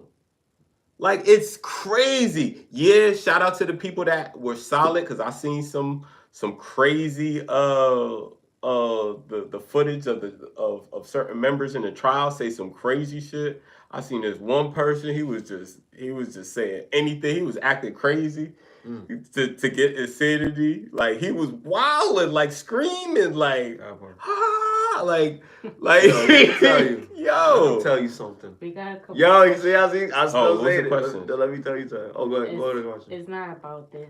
All right, go ahead. First one is they're both from Lou. I'm not. No, Shout what out he to said. Luke, man. Yeah, shout out to you. Thank you for tuning in and participating. We appreciate the feedback. Facts. He said, "Can I get your thoughts on FBA ADOS? I think it's a psyop." FB who? FBA, Foundational Black Americans, and ADOS, basically the same thing, isn't it? Like, I don't even know what that is, to be honest with you. What's that? I know what Foundational Black Americans like are. They were born up here. You have ancestry in America. Okay. You're not from like another country. Yeah. Well, that's what makes Kamala not black, right? Like, your foundation is up here. That's what makes her not, because she's not American descendants of slaves. Yeah, it's basically American descendants of slaves. Yeah, but I'm not foundationally black. So what does that mean? He's not saying, black. what are your thoughts on that? Do you you have he any said answer he on think it? it's I a think- psyop. I have an answer. I look at it like a distraction more than a psyop. Like at the end of the day, if I have African roots, then I have African descent, and because like first of all, we're all brown people, so That can we're not create a stir, we're not even though. I can see of why course it he's is. saying Of that, course it 'cause is. then it's gonna create course it is. segregation. Of course it now is. we're all in America, regardless if we're from here or not. Mhm. And now there's conflict because they're trying to separate it because they're like, oh, the people that are not FBAs shouldn't have a say so in our country and what we need and what, because they're always Mhm. saying that not always, a lot of people from other background ethnicities that came from other places, they feel like, oh, we're lazy because they had it worse than they did apparently those other countries. Let me ask you a question. Can I answer the So question after people- you go uninterrupted? I want to go. I'm gonna let you go. So people don't believe Mhm. that Nah, I forgot. Can So I ask you a people question don't- though? I'm not even sorry, finished go ahead. what I'm saying. Because it's just creating segregation because people, they're saying, oh, we're lazy, you don't need this, you don't need reparations or whatever, and people that are ADOS are offended by that, and they're like, you don't have the right to say that, we don't come over to your country or where you're from and try to make changes or speak, talk about is you don't have the right, and if you're not gonna, it's either you're with us or against us. Exactly. But it could be like a psyop. I could see where he's going with that because I believe, I'm a conspiracy theorist, and I think the government is always has some type of thing going on or whatever, trying to mind F us all. Yeah. Okay. Can I say my point? I want to say how I feel about it. All right. I'll be quick, so I can be brief if I may.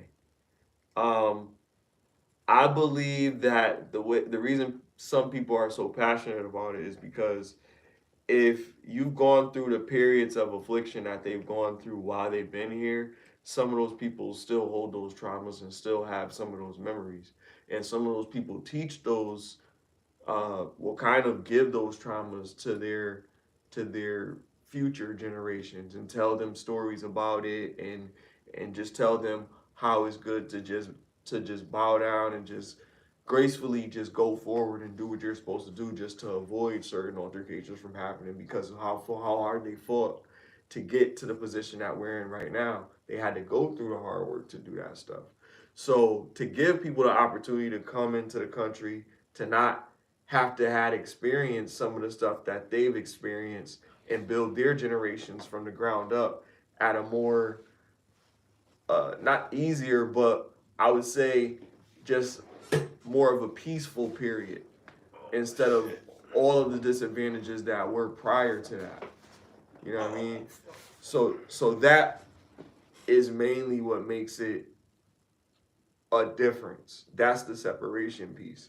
There's no other separation because everybody now at some point is on equal footing. No, he You didn't have say the separation. same- He said a psyop. You think it's a Well, psyop? no, a psyop saying that it's a conspiracy theory or a smokescreen, but I'm saying that it's really an obvious thing that people have an idea about, an ideology about that they really feel passionately about because of the history of the adversity that they had to go through versus the people that didn't have to go through that adversity and had other challenges, but the challenges weren't as severe as the challenges prior. So it's just the acknowledgement.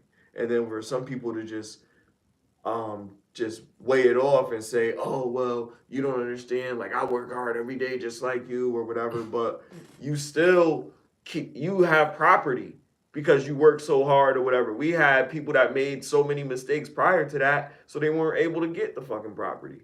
You know what I mean? So you're not even considering that. You're just considering, okay, you did it from the ground up. Now some people gotta learn with nothing and then try to build. You know what I mean? And not given the advantages because they're not getting a fair shake because their name is on their family's stuff. So they have disadvantages because of their disadvantages with credit or so forth. You know what I mean? So it's a lot of things to keep into consideration when you think about that. So I think, yeah, personally, I think that you just gotta work hard. You know what I mean? If you not if you not rich, nigga, already, you gotta work. You gotta work until you die, motherfucker. Nigga said, You know what I mean? personally, you just gotta work hard. You just gotta work hard. You just gotta work hard. You gotta work hard and feed your people. But that's what I'm saying. Like the thing about people feeling like, oh, you know what I mean, it's because I'm black or this and that. Like, I don't agree with that. Like, sometimes you gotta bite the bullet. In some cases it is, but that's not every time. Yeah, it's not every time. It's not as often as people think about a lot of these situations. Sometimes people not doing what they're supposed to do. Yeah, you got criminals get arrested most of the time. You know what I mean? A lot of innocent people get arrested. I'm not gonna argue that because I don't have the stats. Oh, I remember my question. But I will definitely say. Well, let me just say this one piece. I'm just gonna definitely say that a lot of times when people get in trouble, it's because they did the wrong thing, and people don't take accountability of that. So let's take that into consideration as well. Go ahead. Got it. Just that simple. Yeah. I mean, we smoking, but I'm trying to be patient because I know motherfuckers is cooking on these topics. I got it. Go ahead. Would you said you want to help out your people, right? That part. Would you hire your people, or would you hire the qualified persons who's not your people? Why can't I hire my qualified people? I'm not saying you can't. I'm just saying, who would you rather? My people, of course. Okay. And why would you rather help your people? Because I want us to grow together. You know what I mean? I feel like, and I wouldn't try. I would try not to be biased, but I would open the door. Isn't that biased though? It is, but because I'm trying to help my people. I don't think that nobody else makes a beef about people helping their people. So why is it a beef if I help my people? I don't understand. No, it is a beef because there's more integration than ever in certain businesses. Like at the falafel spot, right?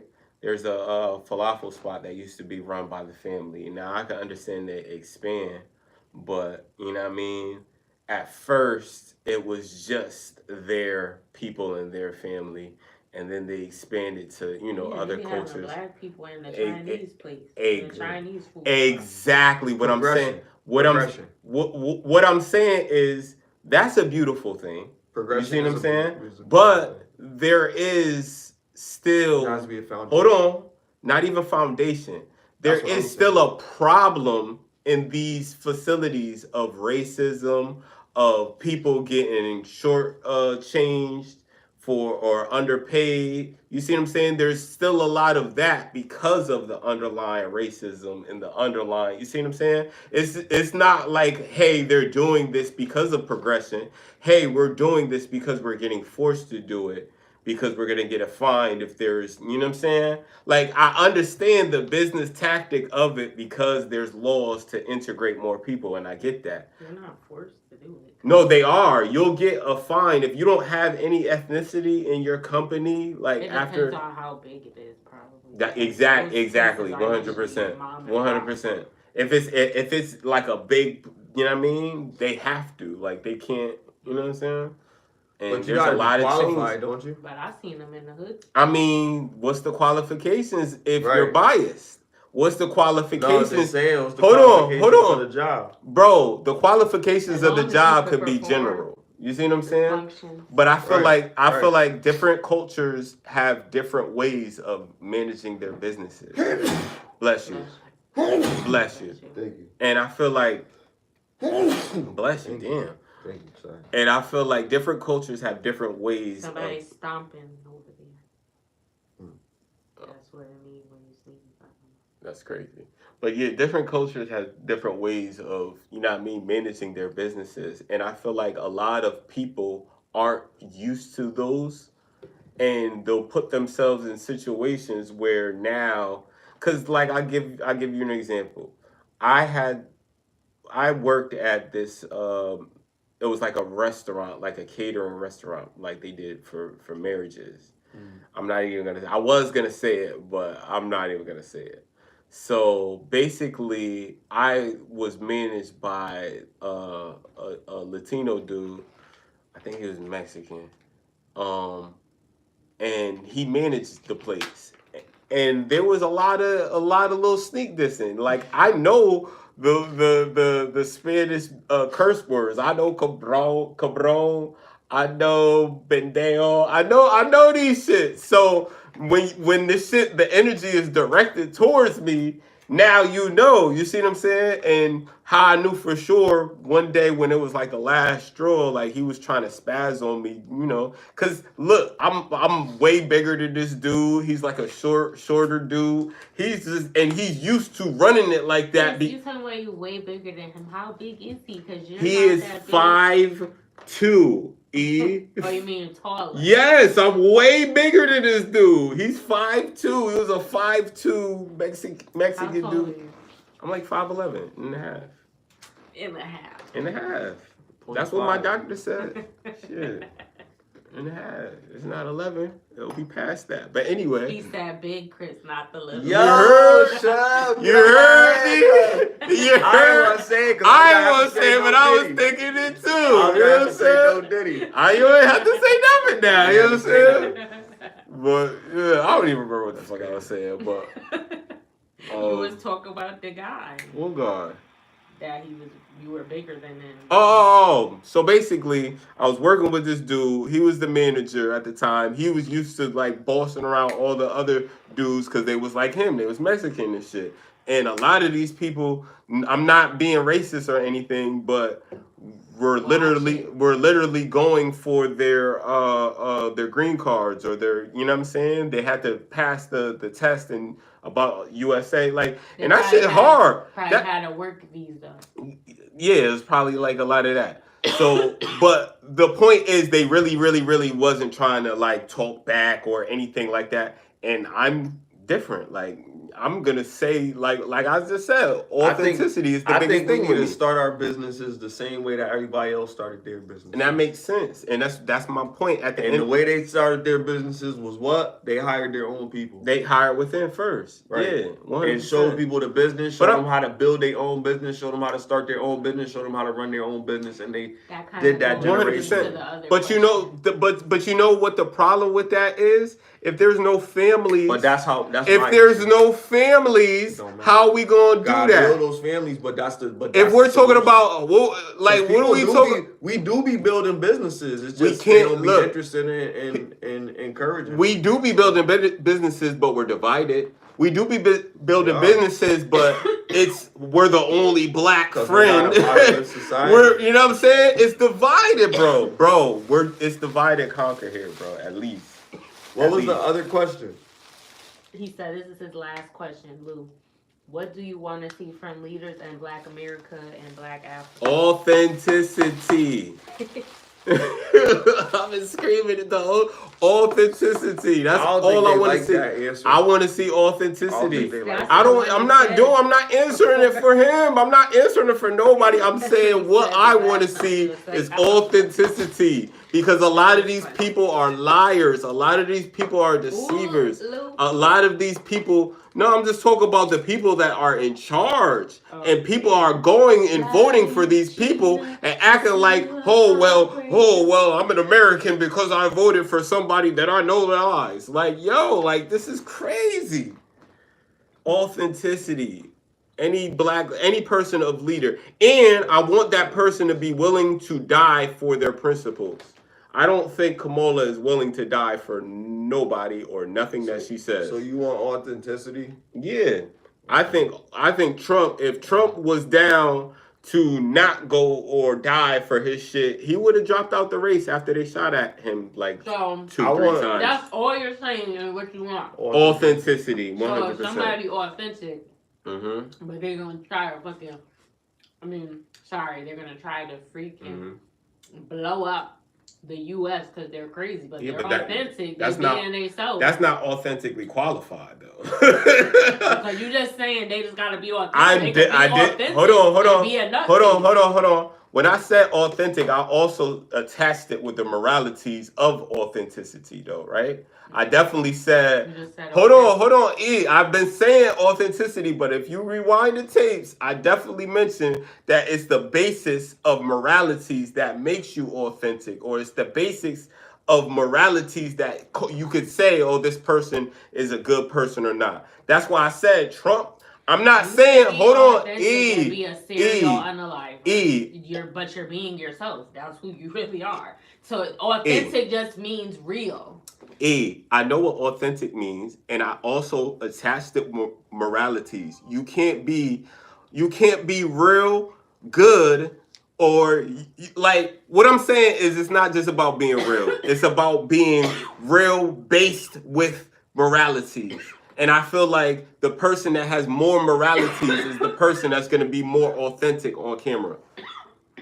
That's what I'm saying. I'm saying that a certain candidate is more authentic with what they say because they stand on it and you've seen them stand on it, and a certain candidate isn't. So common sense is you should vote for the candidate that is gonna stand on what they do. They ain't even talk about voting. They just said, what do you want in a leader? What do I want? The authenticity, though. Authenticity. I want.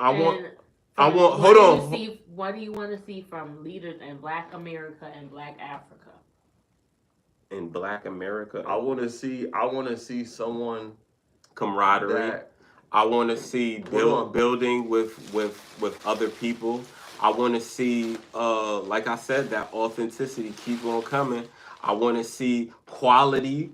I want to see, working with other cultures to make sure that not one culture gets taken advantage of, like how Huey Newton was doing, and then they killed him or unalived him. You see what I'm saying? I want to see stuff like that because I haven't seen it, or I'm starting to think that it is, when it is being seen, it's going to be, it's going to, like, forces to be might change the narrative of these Black leaders of America. Because look at all our past Black leaders in America that was really for us. A lot of them were unalived, right? So now when you have the common sense to think about the future, like I said, certain thing, that, if you're talking good for us, then you might be a target. You might be unalive because there's a certain program in America that says that, hey, we are in control and we're doing this for this. Can I say what I want to see? Go ahead. What I want to see is, I want to see someone that stands up for us. Right, yo. Good. Put some shit in your. I want to see someone. Put some shit in your weed, yo. I want to see someone that stands up for us. Did you get a pew from your?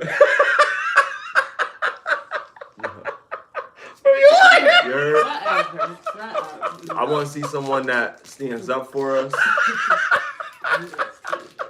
I want to see someone that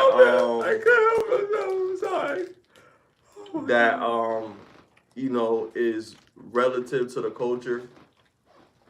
I want to see someone that understands our culture. I want to see someone that's empathetic, not sympathetic, but empathetic to our struggle. I want to see someone that will make the most reasonable decisions for us. And if you're going to make decisions for us, to make the best decisions for us that can help us progress as a people, just like everybody else has the opportunity to progress. Who was the last person that you saw like that? Hold on. I'm sorry, my bad. I want them to stay accountable to their position of leadership, meaning whenever they do something, to be like, you know what, I effed up. Don't take advantage of the opportunity and set a great example for other people in the future, or other young people that may be interested in running for office at some point. to actually entertain the idea because the leaders before did such a great fucking job. So they did a good job. So now I think I could step in and I can give it my shot. You feel me?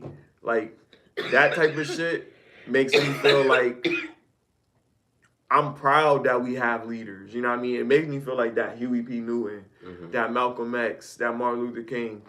We have somebody that we can look up to. If we can't look up to our fathers, we can look up to them. There's people that still look up to Louis Farrakhan.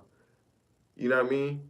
And that's what I'm saying. Like, we want people that's really gonna encourage us and be something that, damn, that's something that I can try to be. If I don't have an idea of what my purpose can be, then their purpose can be trying to be as great as this person is, and not always having to be the best basketball player or football player or whatever. It's not wrong with sports, but I'm saying that you can achieve greater heights.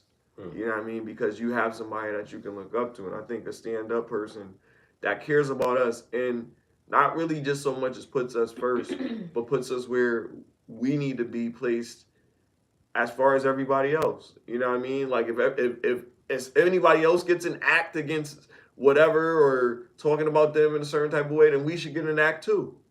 You know what I mean? Like I think it's fair if they can get some type of thing put in the Constitution. I think we should get something. If they think we deserve reparations and they allowed the indigenous to get reparations, then we should be able to get reparations. You know what I mean? I think it should be the same thing that everybody else was entitled to. We should be entitled to the same thing. That's just how I feel. And if somebody feels like that, then that's a person that I would want to see in office. And that doesn't mean that they're going to be biased or they're going to be hateful towards another group, but they're going to lead in Does it?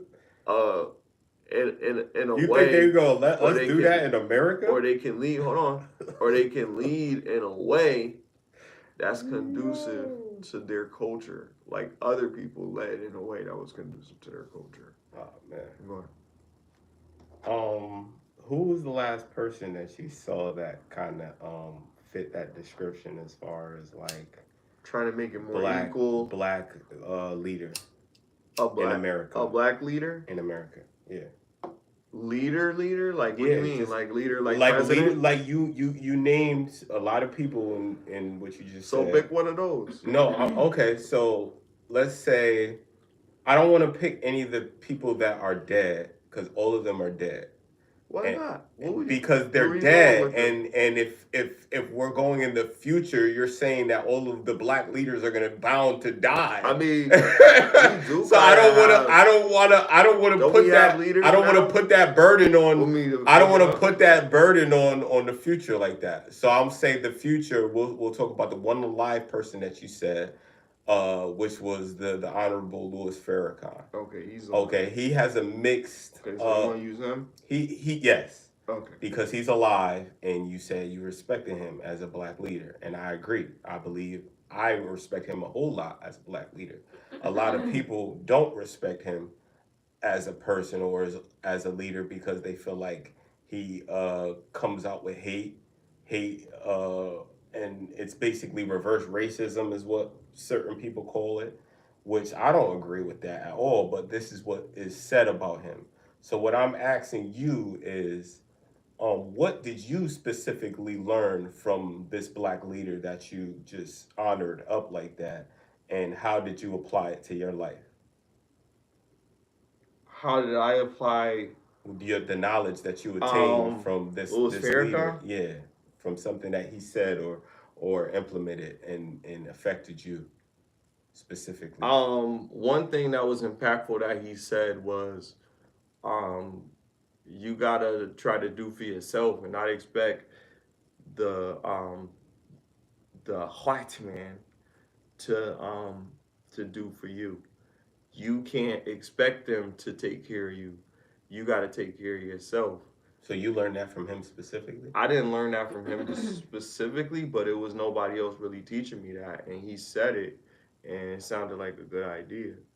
But I heard other people also encourage you to, like, you shouldn't worry about nobody else doing nothing for you. Mm-hmm. Like, But let's stick to Lewis like though. lean on me. Let's stick to and Lewis Joe though, Clark. because that's like you said, he's a specific black leader that you felt like was qualified to be in leadership. Why do you think that he has those qualifications? Because of what he said or what he's done? I would say probably what he's done more so.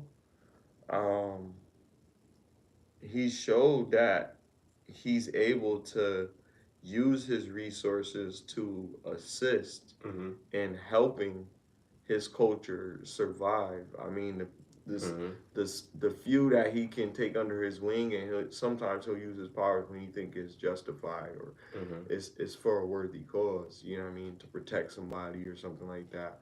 And his army is strong. Would you ever be Muslim? Um, I don't think I would necessarily just like be Muslim. So he But, couldn't convince you that much, is what you're saying. He I can have an wouldn't effect. say He can have an convince effect, and me he can that say much.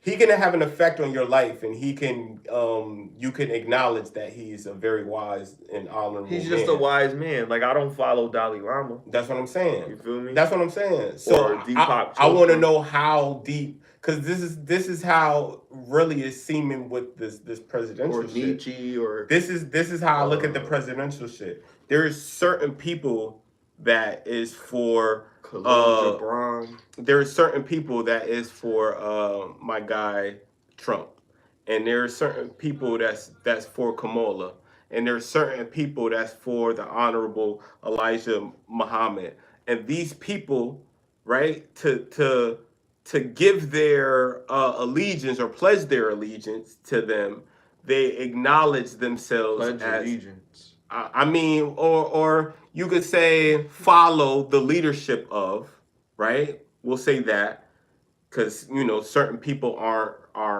bound to any groups. They're more individual souls, and I respect that. But what I'm saying is there's certain groups want to be boxed off into subgenres of what they believe, what their beliefs are under. That's why when Malcolm X and Louis Farrakhan and them fell out is because he dissed the Honorable Elijah Muhammad, and that's a no-no. There's rules to certain, people that you follow.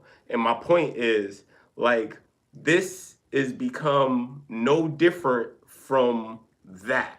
Like you see how that was an organized situation, and two people from inside that organization was on the same side, but when one opposed the other and the one didn't have as much status as the other, that threat was eliminated. I think it's the same thing with this. I think it's no different from this. This is probably at a higher scale because this is in charge of a country, not just the people that they recruited off of, just one person. This is an entity. You see what I'm saying? This is like a machine, we'll say. So what I'm saying is there's a reason why one more side is getting more coverage than the other side. There's a reason why one other side is saying the lies that they're saying. There's a reason why a lot of the media is on the side of one side. There's a reason why certain people that we deemed as great rappers or great musicians are siding with this side, like they are oblivious to deception and to authenticity or awareness of perception. You see what I'm saying? And I feel like all of that shit counts. All of that shit counts, bro. All right, so I just did a check on who our leaders are, kind of our black culture from ChatGPT. You asked the internet. Yeah, bro. And empowerment and business innovation across diverse fields. Number 1, Sean Carter. reform through the Reform Alliance, He focus been on to them criminal Diddy justice, parties. Shout out to Rock home. Nation, as well as investing in sports, music, and financial literacy programs. Beyonce was at that Aisha Bo, Democratic founder of convention. STEM Board, an engineering service company. Bo has created pathways for minority talent in tech and launched Lingo, an educational kit do for Lingo? young coders. Oh, my daughter do She's that shit. also on That's track beautiful. to be a commercial astronaut, showing her impact on both STEM and business innovation. Shout out to her. Marlo J. Blow, a president That's a crazy name. in COO, or COO. That's a crazy name. Chief Operating Officer of the Skoll Foundation. Skoll is Blow wild. manages impactful financial investments and grants that drive social change, from inclusive growth in financial services to global philanthropic initiatives. So like helping people out. That's cool, but I don't like the skull, and I don't like the SKOLL Foundation. Yeah, that's kind of wild. Lisa Cook, Federal Reserve Governor. Cook plays a key role in shaping national economic policy. She advocates for policies addressing racial and economic disparities, bringing an academic and policy-driven approach to her work. Rihanna, Robin Fenty. With her multi-billion-dollar Fenty brands, Rihanna continues to set an example in inclusive business practices while making equity representation central to her company's value. She's a significant voice in diversifying the beauty and fashion sector. You notice that all of these people that are supposed to be our leaders are just rich, and it's based off of the dollar amount of how much they accumulated, and instead of what they're actually doing to change anything for the better for us. Because we live in a capitalistic society. Not even that. It's because they're allowing those people to get those money, because those people aren't going to make those changes, and they know that about those people. That's what it is. Because at the end of the day, like, every name that you name can do the same thing that other people have done, and we're not knocking their help, because the finances help is necessary too. But this is not a financial war, especially it's their money. It's not a financial war. It's just a spiritual war, yo. It really is. And it really like the morality and the authenticity is gonna count for something every single time. And if it don't, then what are you basing your shit off of? Are you just basing it off of, like you said before, some people are basing it off of their emotions? Are you basing it off of how you like how this person talks? Yeah. Are you basing it off of, how you like this person, how this person looks? You just feel like, oh, this person is attractive, so you're just gonna, like that happens a lot too. Like, I think basis should be something that is real, and real is authenticity.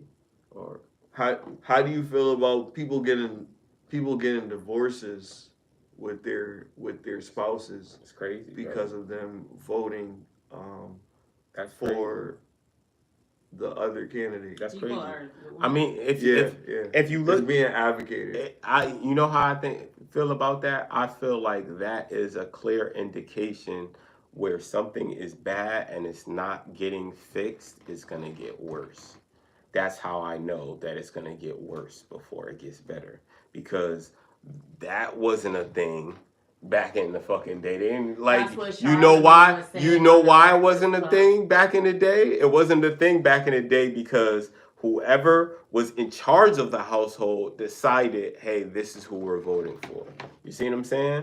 And I think I'd rather go back to that, because the leader of the household should make those decisions on how the household is going to be affected during the presidency of whoever is, the leader of the free world. Now, if the leader of the free world isn't qualified and your wife decides, hey, I'm going to vote for her because I don't like how this person is moving versus the policies or anything that is really of value, then guess what? You're going to make those mistakes because it's a family divided.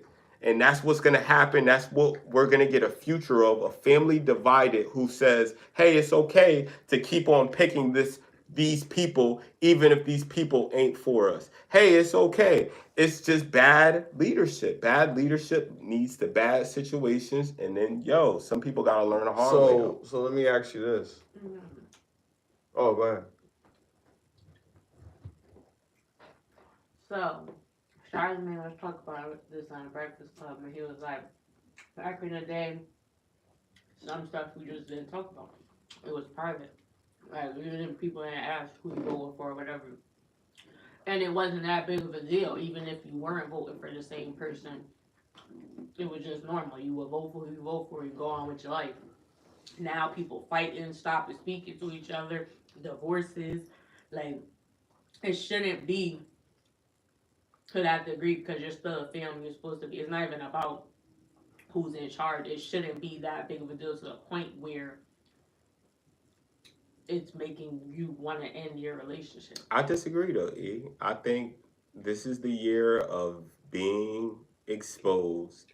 And if that's how your relationship, if you're willing to leave your significant other because of what presidential person that they believe in, then you honestly didn't know your wife or you didn't know your significant other. And I'd rather that happen than that not happen and you live with somebody who is a complete stranger. But dictate who you are as a person. It does. Who you vote for. It does. That's because you know why it does? Because they got divorced. Because that's a thing.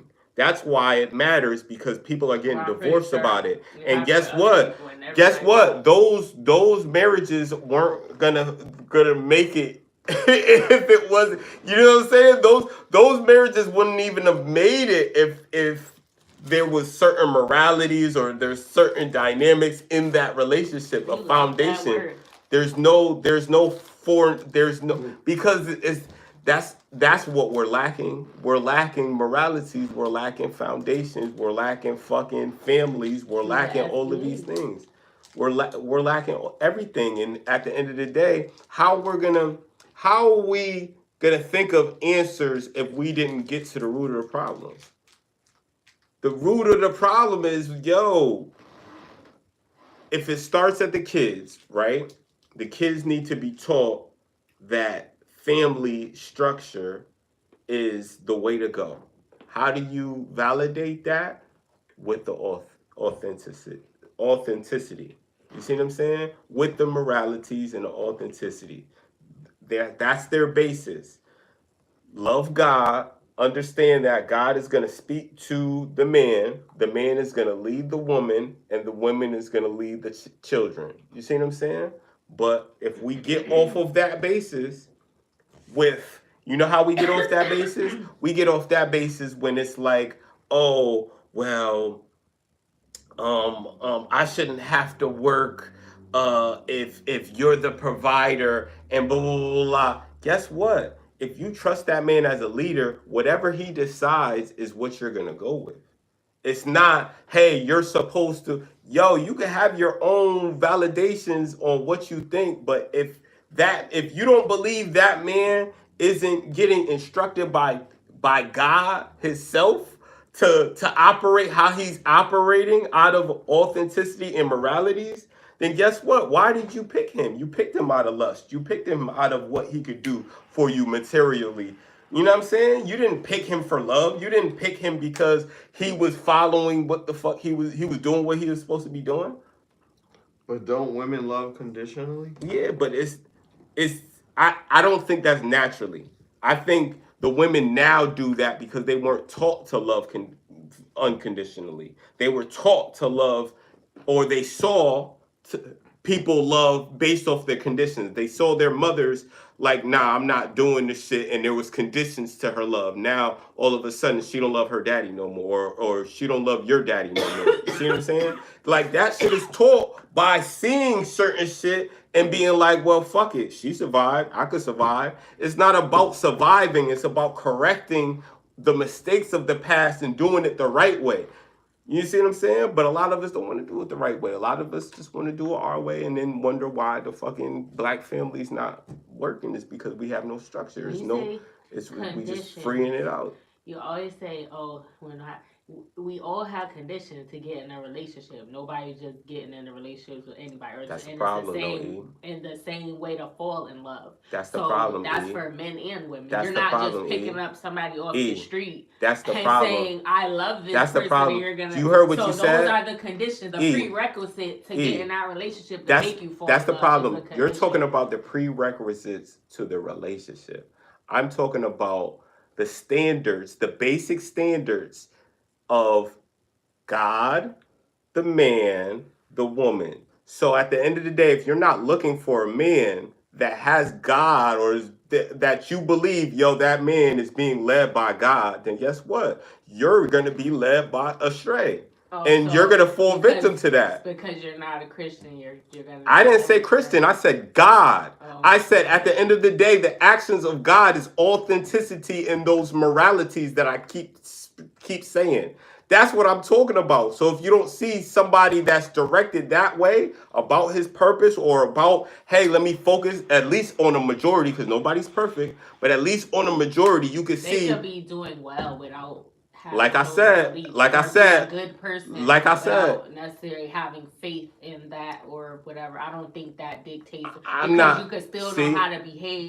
Be a reputable member of society. And be a good person in a relationship. I'm not mad at that. All I'm saying is, at the end of the day, the basis is you're being led by a higher purpose, whatever you want to consider that higher purpose. I'm not saying for me, I'm just saying the general purpose for... We're not going to speak out of the Bibles. Let's put it like this.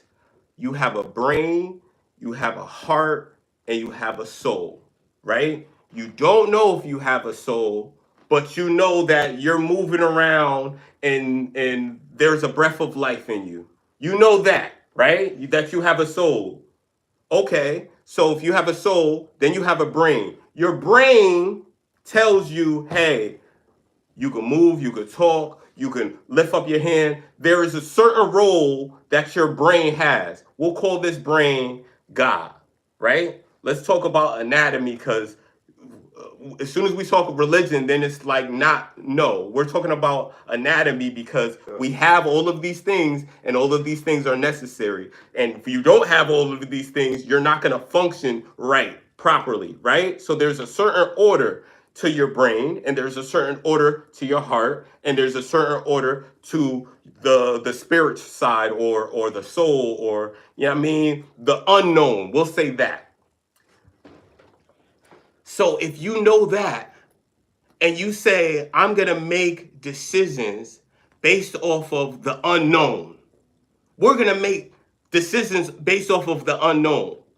And it's a 50-50. It's Russian roulette at the end of the day, because it's unknown. You don't know if it's bad or good. There's no basis.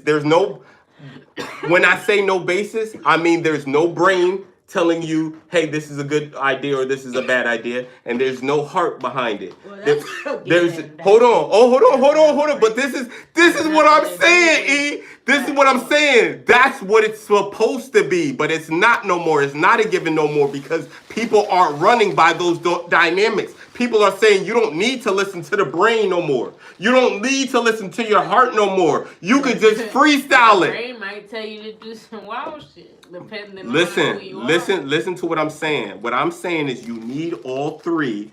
Listen to what I'm saying. You need all three to determine how you're gonna move as a person. That's what I'm saying. And the problem is people are acting like they don't need all three in as far as relationships. They can go with just one or two. And that's the problem. You can't just go all heart because you'll get hurt. You can't just go all logic because you'll be fucking left.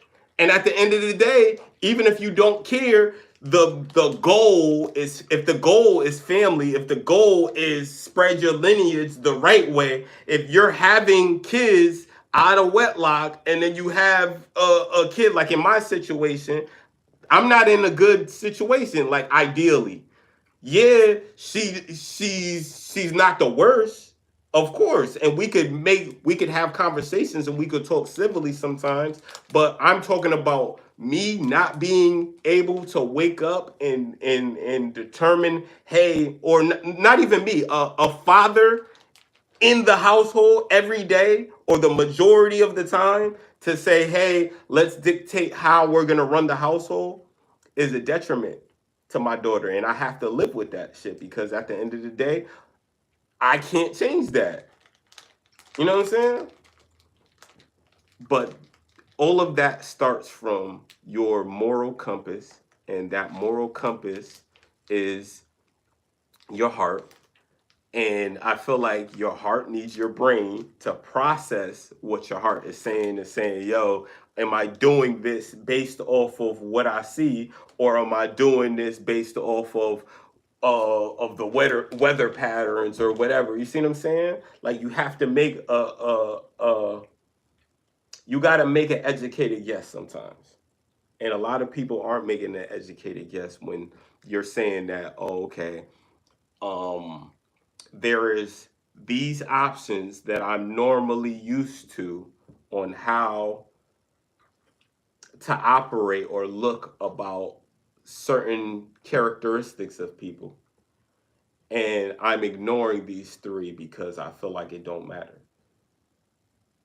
I feel like saying shit like that manifests and that shit becomes reality. Then it doesn't matter. And then now it never matters. You see what I'm saying? Because you're always thinking, well, it don't matter.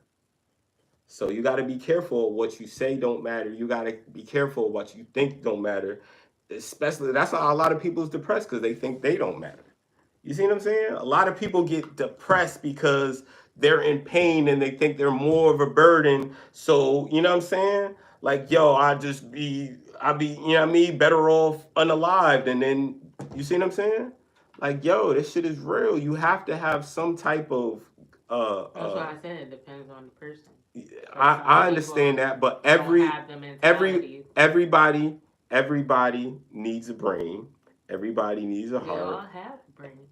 Yes, we do, It but just we all functions don't. differently for each individual. Listen to what I'm saying. Everybody does have a brain, but some people don't acknowledge or use it or are gratitude or grateful of walk it and talk. or are grateful of it. But guess what? A lot of people can wake up every day, but all those people aren't happy because of all the existential shit that's going on in the background, right? It's like, yo, the richest people could be fucking sad. You see what I'm saying? So if materials don't make you happy, you see what I'm saying? What makes you happy? Diddy parties. That's even worse. Yo, That's even worse. Crazy. You know why it's even worse? Because a lot of people aren't admitting that they're going to these Diddy parties. So if that shit make you feel good and you're happy about this shit, why can't you speak about it? Nigga, like my happiest times, I'm speaking about that shit. I'm happy as fuck. I tell anybody, I don't give a damn. But, you know, some people aren't like that. Some people are very reserved when it comes to how they feel about themselves. But I feel like all of that shit shows in characteristics. And that's why characteristics almost matter more than what people say about anything. You see what I'm saying? It's the characteristics that tells you what type of person you're dealing with or not. I have a topic that I want to talk about. And I'm going to preface this by saying, people, if you have children, Oh, it's almost 3 o'clock too. Oh shit, what up? Please watch your kids and Oh my god, don't, yeah, please watch your kids. Yeah, and don't, even if other kids are around them or things like that, watch them because they may be exposed to things and do things. Yep. With the kid, and they're a kid too, so like they're not really, somebody taught them that. Yep. Even if they're older, they're still a kid under a certain age. So it's like, but so Krishan Rock is she came onto the scene. She was on this competition show or something, an athletic competition, and she won. Then she ended up on Blueface show, Blueface Girls Club, that was on OnlyFans. and then now she's on Baddies, and she had a show with Blueface also. They dated, whatever. So she just come out. Well, there's a clip that came out from the new season of Baddies. Her and her sister Tasiki are up there together, and she said the clip it said, "You made me eat your viscous innards What? when I was 7." That's what They're Krishan blood sisters. said. That Same mother, they same look father. like they sound like all of them got the same voice. But the other ones don't look as much like them. But there's a few that look like Krishan. Like you can see the similarity. But yeah, Tasiki looks like her. You can tell they're related. They're not like twins, but you can see the features. But so she's like, what? Because it's just a clip. It didn't come out yet. So it was in the trailer. She's like, what? She was like, I'm done talking. I'm done talking. She didn't say I didn't, but she did come out and say, or she said she's gonna sue her for defamation of character. And Lemmy, the guy from Zeus, does not want her to sue because it's gonna look bad on his thing, because he don't care. And I feel like they need to get help, and because the nephew, one of their other sisters' kids, there's 12 of them, said they all, when he was a kid, like the other kids, not Krishan, but the other siblings and some boys, but they were girls. They did stuff to him too, and they said this before, but I didn't know they said that before. This is the first time I'm hearing that. And some older man or somebody, I don't know the whole story, was, I guess that's who introduced them to it. So then when the other siblings came along, then they started, and that's what happens when you're a kid. When you're introduced to that too early, and then sometimes kids get introduced to it, and then they do it to other kids because they don't know no better. They're still because people are like, oh, but they're only like 5 or 6 years apart. So if she was 7, she was like 12. That's older, but that's still young. And if you don't know how long she was getting abused or whatever, but she's saying that she didn't do it. But the nephew say she did do it. He was like, I forgave her. We talked about it. I wasn't gonna say nothing, but since y'all brought it up, I'm just telling my side of the story or whatever. But you know, he was like, it did happen, but I guess they already talked about it amongst themselves before and forgave and moved on. But they were arguing on the show, and then Krishan blurted it out because I don't know, they were arguing. That's and insane. Then I'm like, that's crazy. They need to get help, and they shouldn't be It's putting simple. that up there It's simple. because Lemmy is these reality show people and these networks, they don't care. Cause why would you even? I don't know. Phone downstairs. That wasn't. It's simple though. You know what that. It had that clip in the trailer, like highlight. You know what that is? That is a victim of some things, and I feel like when she went to jail, all of these memories came back to her, and a lot more is going to be exposed. And a lot of these people, especially when you see like God, you've really been at rock bottom, or you really feel like you've been through like the ringer, and you know this what I'm was saying? before she. Is she doing good now? Jail, this was before they already recorded that. Well, even if it was before she went to jail, she probably was thinking about her life before she went to jail, and she was, because she was holding the baby because she didn't want to fight, but because they got into a fight on her show that she had with Blueface, her sister had came there and they got into a fight. They were swinging on each other, and the other sister. But that explains the fight. That explains the fight. I'll fight you too if I felt like you violated me when I was a kid, and you know what I'm saying. I just lived with it. I never said nothing. You see what I'm saying? Just trying to be tough or trying to be. That's the thing. They all knew about it because other family members. I'm not talking about what they knew. I'm talking about the fact. They've been talking about. I'm not like talking about sisters that are not. They probably did knew. No, but what I'm saying is, at the end of the day, it took her to speak on it for them to speak on it. because at the end of the day, it's out there. So now, guess what? If it's true and you know, that's what I mean about like who you're Well, I around. didn't speak on it publicly. I think, well, from how it seemed, they had already She talked spoke on it about publicly. privately. We didn't Yeah, hear she about brought- it until she brought it Yeah, up. now, but I'm And she saying brought it before, up they because had it was some already- trauma that she lived with. She knew about this shit. This shit didn't, you know what I mean? It happened when she was young. So Oh, you know what she said? We What? were playing house. That's what she said. yeah, because she probably for years was trying to process like what the fuck was she doing? Like, did she not know any better, or does she?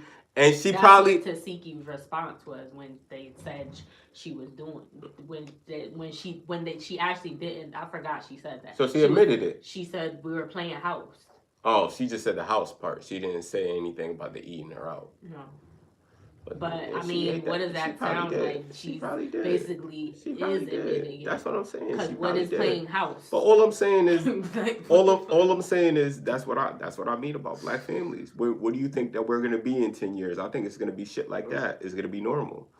I think it's gonna be shit like that. If kids could already, you know what I mean, transition into women, kids, not grown adults. Because if you're a grown adult, you could do whatever you want to do.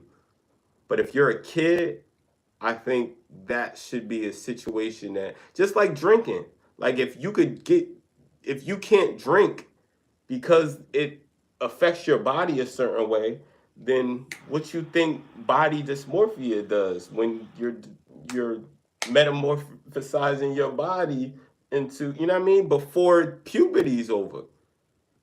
You feel me? Like this shit is, I don't know, man. This shit is getting crazy. It's getting real spooky out here, bro. It's getting spooky out here. And it's all based this off Nino of people's Brown's getting decisions spooky out here. and how they make their decisions and the characteristics of these people and shit.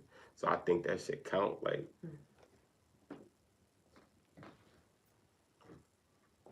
but yeah, that's all I gotta say about that. That's just sad. And then the nephew said his aunt, it was his aunts and some of his uncles, I think, because there was a bunch of them, so that they had kids. It's like a ring. That's like a fucking ring of he said they were actually molestation. like she brought him in the bathroom one. I don't know if it was Tasiki or another one, but he said she brought him in the bathroom, or she told him to come in the bathroom. She said, "Are you gonna F me next?" What?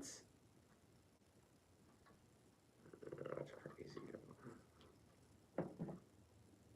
And he said he moved on from it and everything because that was when he was younger. Mm-hmm. But they were talking about it, so he just gave his. But apparently, like a year ago, it had come out too. It's like, what's up? Because I feel like she probably is the type of person, even though she say she got over and she forgave her, when she gets mad, she probably, because she's not really over it, she probably brings it up again. Because this is what happened. Like, they got into it before, and that's why she brought it up a year ago when. Can I ask both of y'all a question about these celebrities and these the children being taken advantage of and molested and touched and stuff like that? Do you think that this has ties to any like satanic connections, or no? Do you think it's just a power situation? I don't know. It could be. It depends on the person. Again, like if that's something they believe in, then they could be. Doesn't mean that it's true, but if they believe in it, they could be doing things like sacrificing animals or babies, people, getting adrenochrome. No, I'm just talking about this the sex specifically. Do you think that is for that? Or it's like of the children? No, because there's certain like idols that they say where the children were sacrificed as far as like sexual rituals. Do you think that's true? Do you think that at least they believe it? Yeah, and some people do. So you think that a lot of these people, well, some of these people, or some of these, let's say Diddy specifically, do you think that Diddy's power trip for this type of behavior was just money, or do you think it was satanic in nature? Diddy has an ally now. He got Kalina to do an interview. Kalina from Dirty Money. Remember them two girls that he Yeah, did she on tape. with the short hair. She probably on tape. So he called her 56 times. So she said that's why he didn't get bombed, because he called her 56 times. He was in jail, and they believed that it was to try to get her to, say something. Well, he got on to her. his behalf. Well, he got to her then. So she did an interview. He got to her. She was talking about Dawn from Danny Kane. That was the other girl that was in the group. Because after Dawn left Danny Kane, then them two got together, and they were Dirty Money.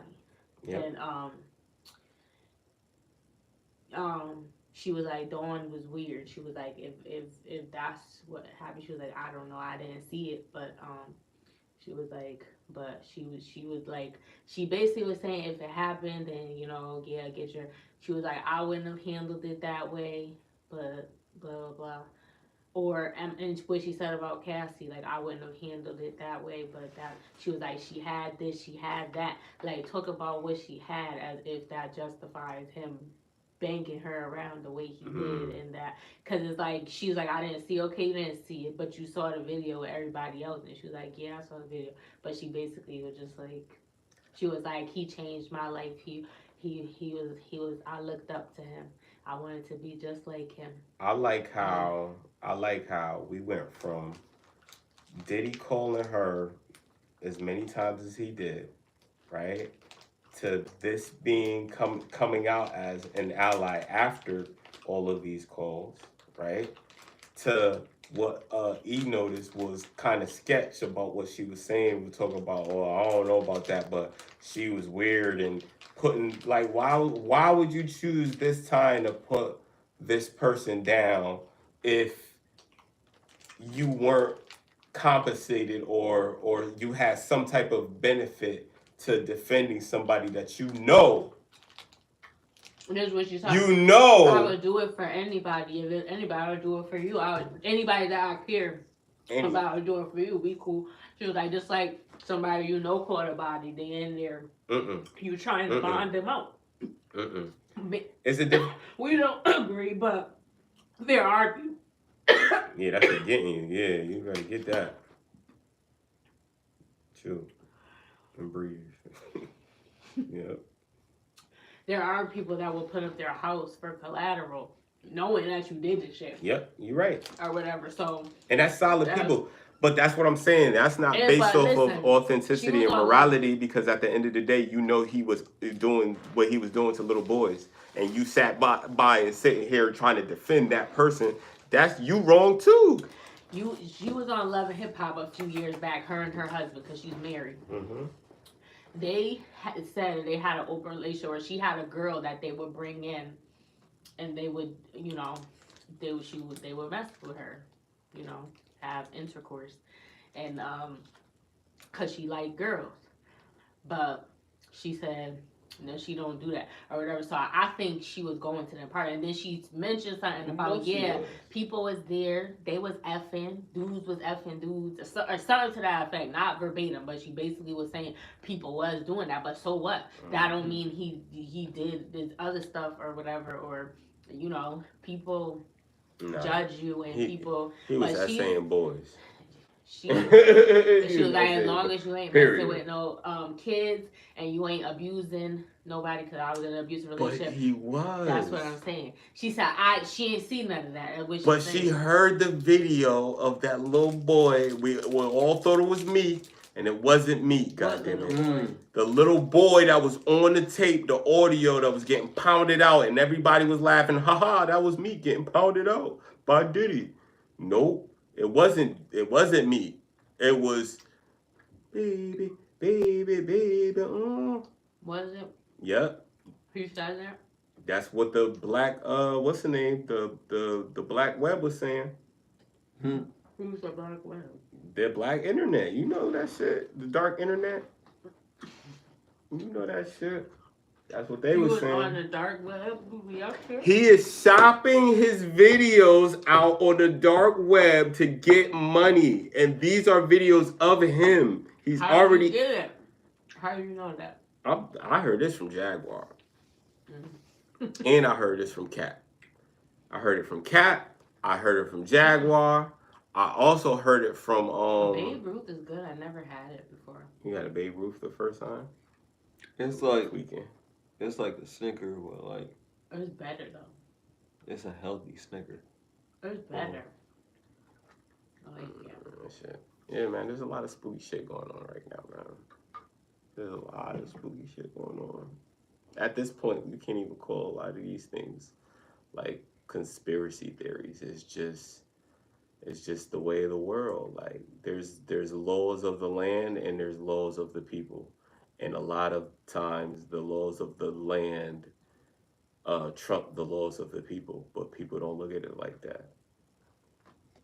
And then you're gonna find out the hard way. Shit crazy, like.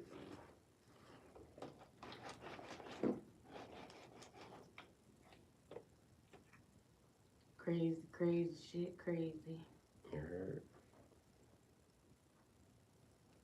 I heard the Black Mermaid and DDG.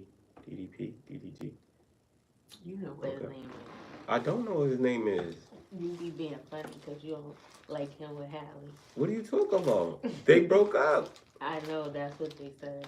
I'm not even. What are you talking about? Yo, I swear, he be paying me as a hater, y'all. I What am you not mean? hating I on didn't say nobody. Like, I really don't know his name like that. ain't that a wrestling move?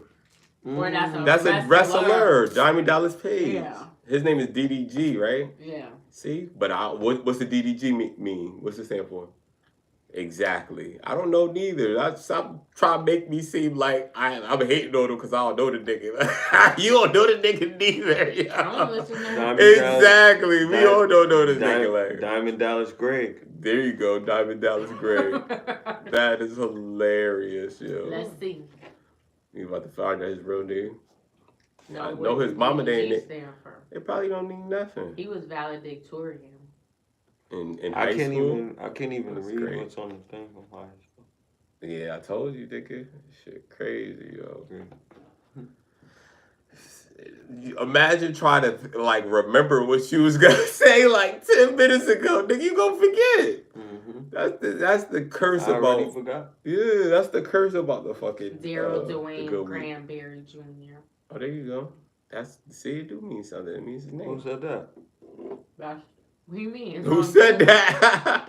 That's DDG. It's DDG. That's what it stands for. That's his Oh name. shit. Daryl Dwayne Granberry. Yeah, and I'm not happy that they broke up. Yeah, I'm dude. sad. I want black people to stay together, and it's sad as fuck that they're not together. And I hope it's not. I hope it's a situation like how it's Kiki and her baby father got back together. They did. I done knock. You know. He done knock somebody else up. Oh, he ain't put hands up. Oh, someone's saying something. Vote for Dr. Jill Stein. Jill Stein. I ain't stop. Let me stop. Vote for Dr. Jill Stein. I don't even Oh know. snap! Is that Kawhi Leonard next to you? Oh shit. Cut it off. Who are you talking about? Who's Kawhi? I know who's Yo. the basketball player. Who are you saying is that? Funny as hell, yo. Not Kawhi. You gonna do the laugh? Is that why he said that? He trying to say you laugh like him? Oh shit. I don't know. Ahmad said, vote for Jill Stein. Jill Stein. I hope you know who that is. Nah, I don't know who Jill Stein is. I'm sorry. Yeah, we were on elections, but the conversation has veered in another direction. Let me ask you, Ahmad. Is Jill Stein is obviously a woman, right? Do you want her to be shot at? Like, you feel comfortable of her being shot at and being taken away from her children just to be the president of the United States? Is that what you want, Ahmad? Cause that's gonna make me question Ahmad's characteristics. Like he don't care about. See, look at that woman. That woman look like she has kids, a family. You know what I'm saying? She's 74. It don't matter. She's still a She look woman. like She's still a mother. she look like Trinity from the Matrix. Exactly. You really want Trinity to get shot at like Donald Trump just got shot at because of her political beliefs? Come on, man. Like, yo, stop putting these women in harm's way and defending it with patriotism. Like, no, like they're still a woman. Like, People want Trinity from the Matrix to run for president. Get out of here. You trolling.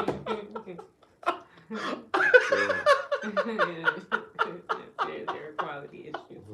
Oh, She said we got serious air quality issues here in Pittsburgh in particular. I believe Our it. government, both political parties, both Kamala Harris and Donald Trump are pledging allegiance to this endless war being conducted by Bibi Netanyahu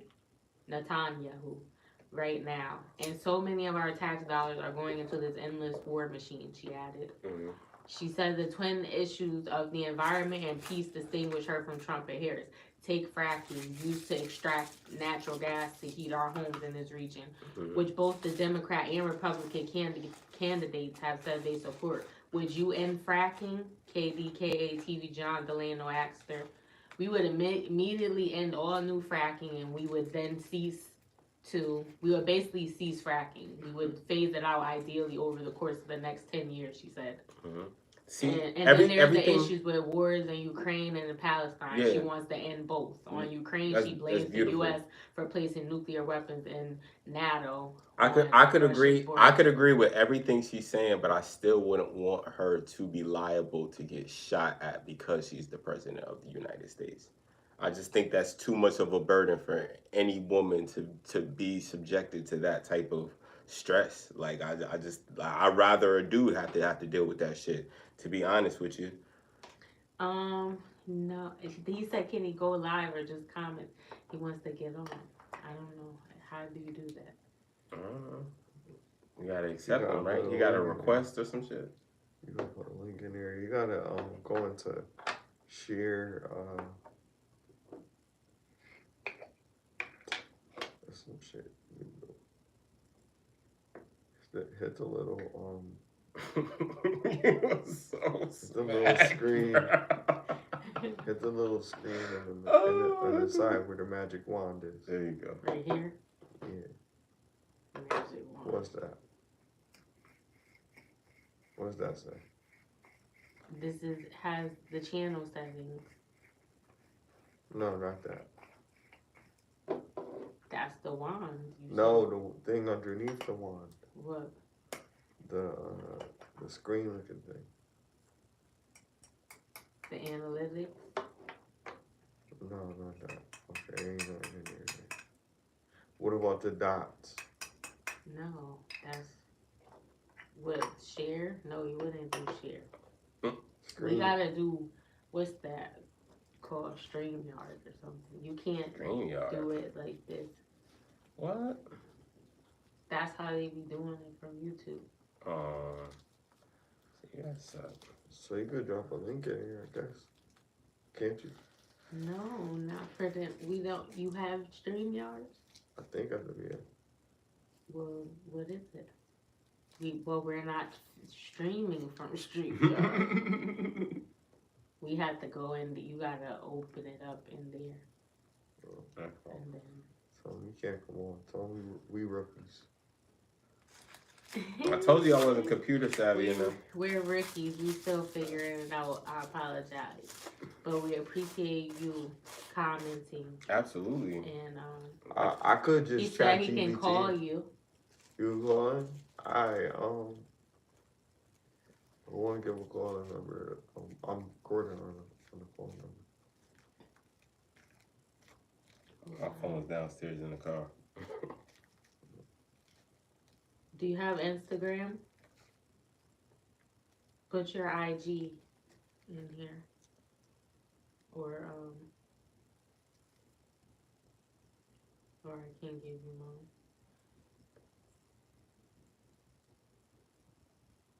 Smiley, what if it was the dude that was arguing with you in the line? Yo.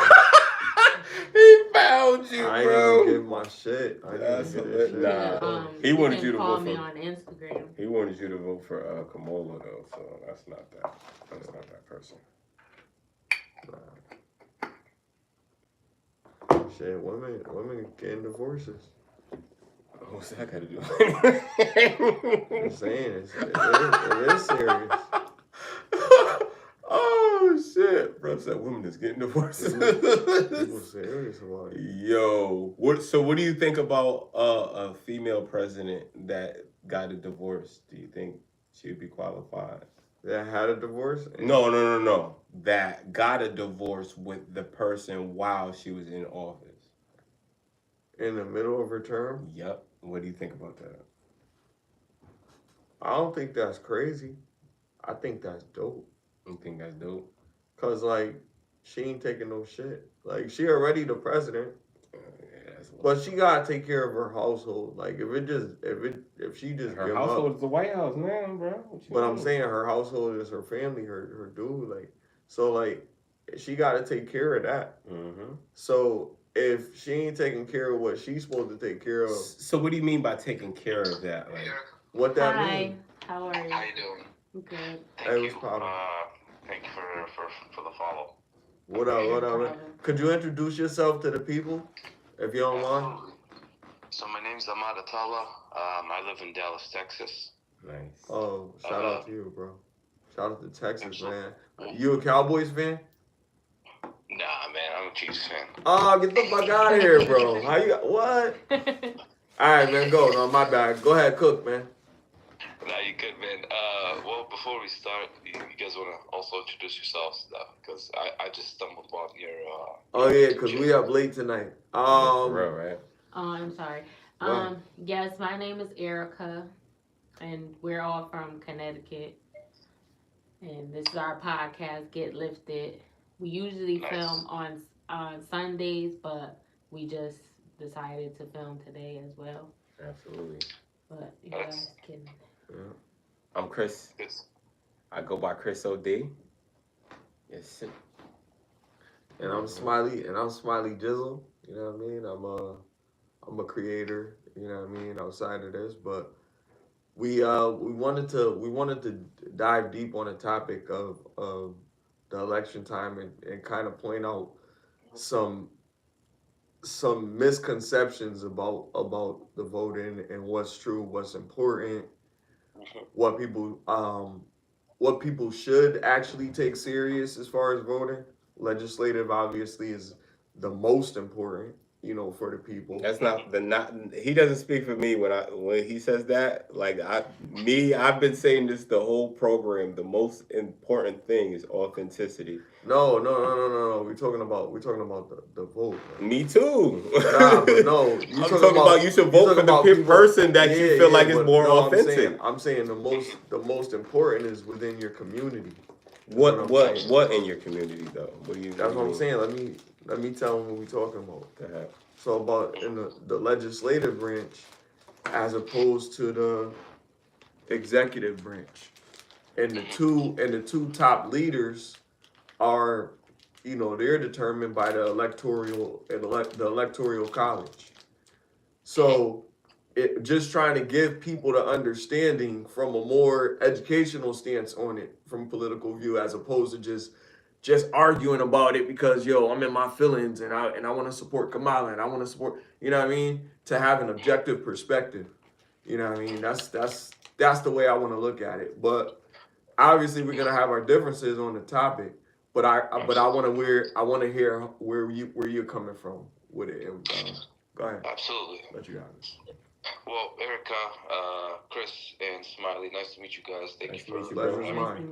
I really appreciate it. So, just to dive in on the topic. So, obviously, I'm brown. So, you guys are African American, black.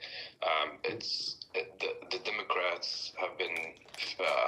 This has just been their whole thing is where the minority groups always have to vote for the Democrats, right? And then it gets really challenging when our Democratic Party is not who are not representing us very well.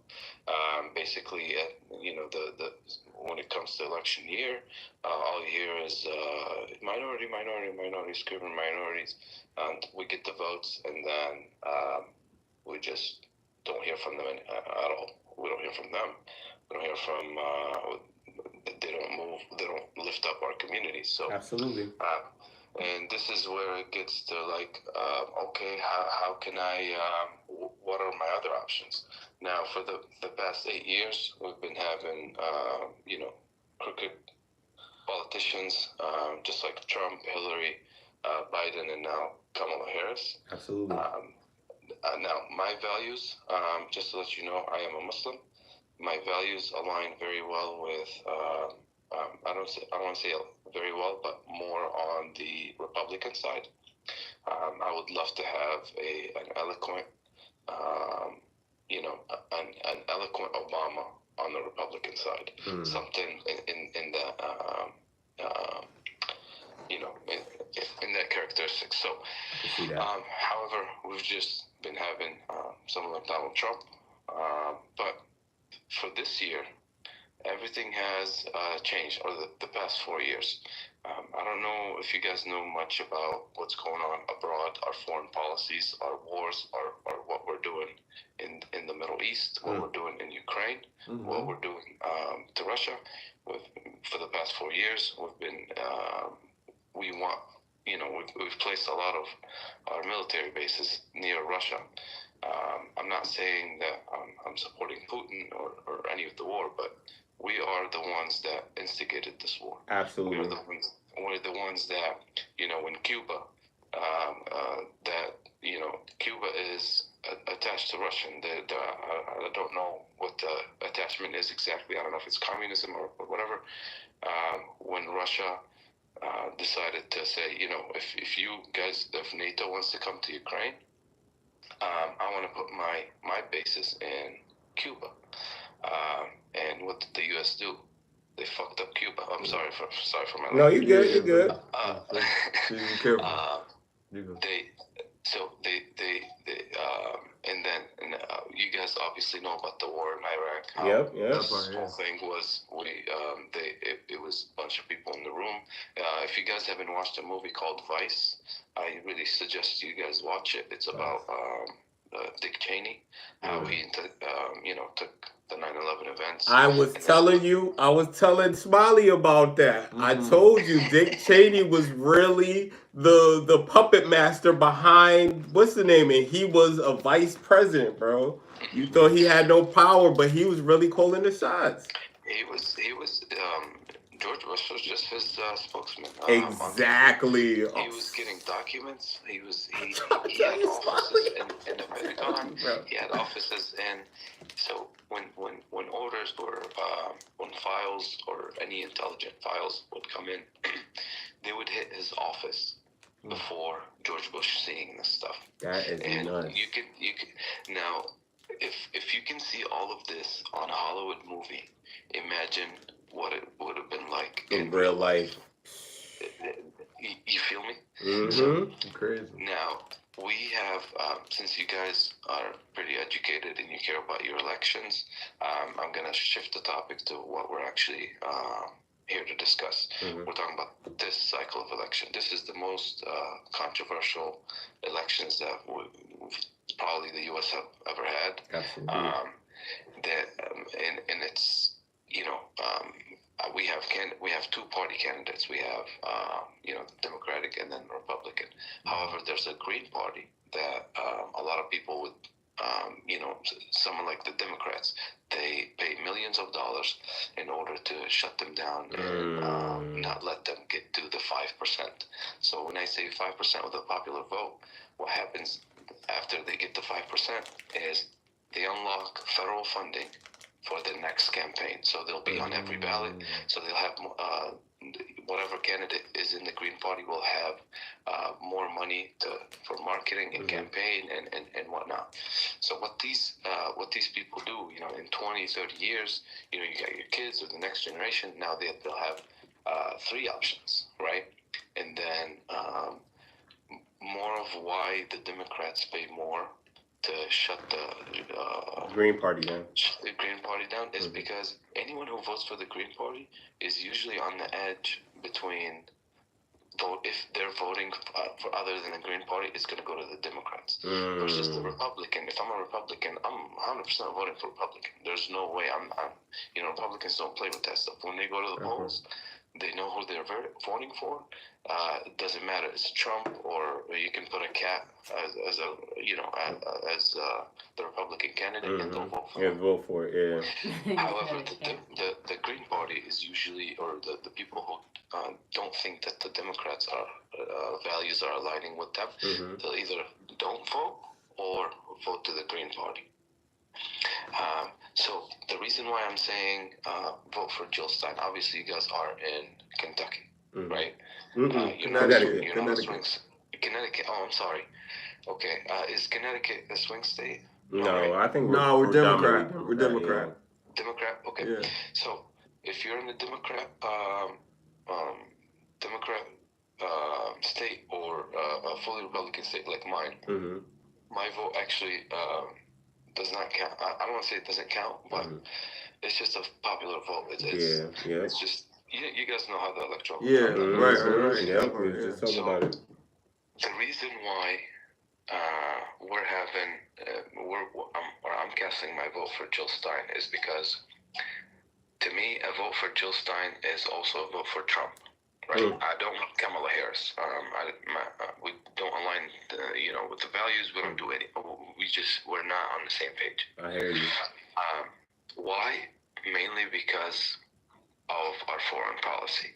So what's been going on, in the war in Palestine.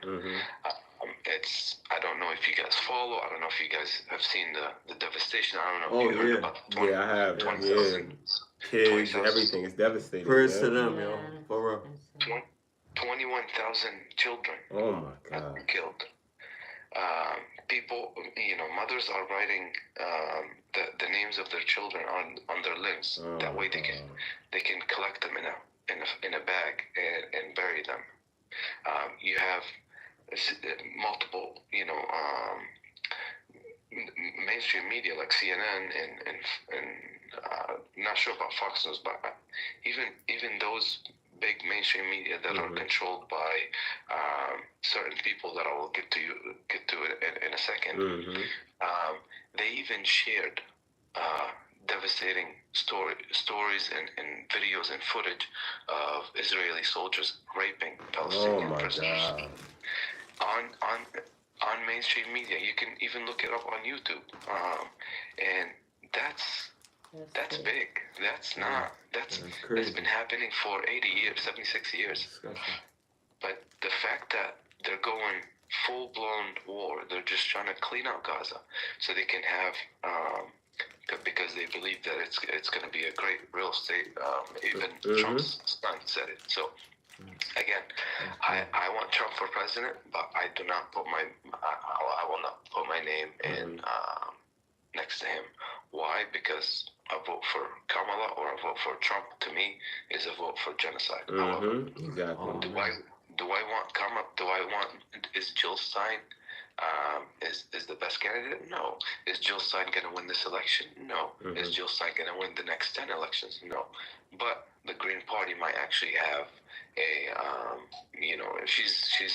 she's close to 80 years old. I don't think she's gonna run for president. Next 4 years. Next year.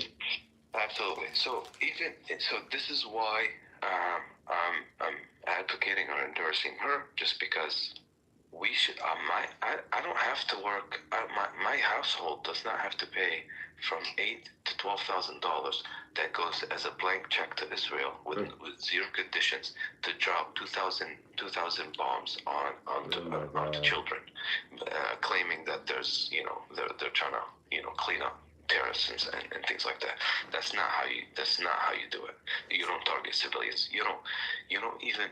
So also this is another point is they've closed off all the borders. They shut off water to the whole Gaza. Mhm. And let me just give you a little geography about Gaza. Gaza is a strip, 25 miles by 4. So that's that's a small town in Connecticut. Mm. You're talking about 25 miles long by 4 miles wide.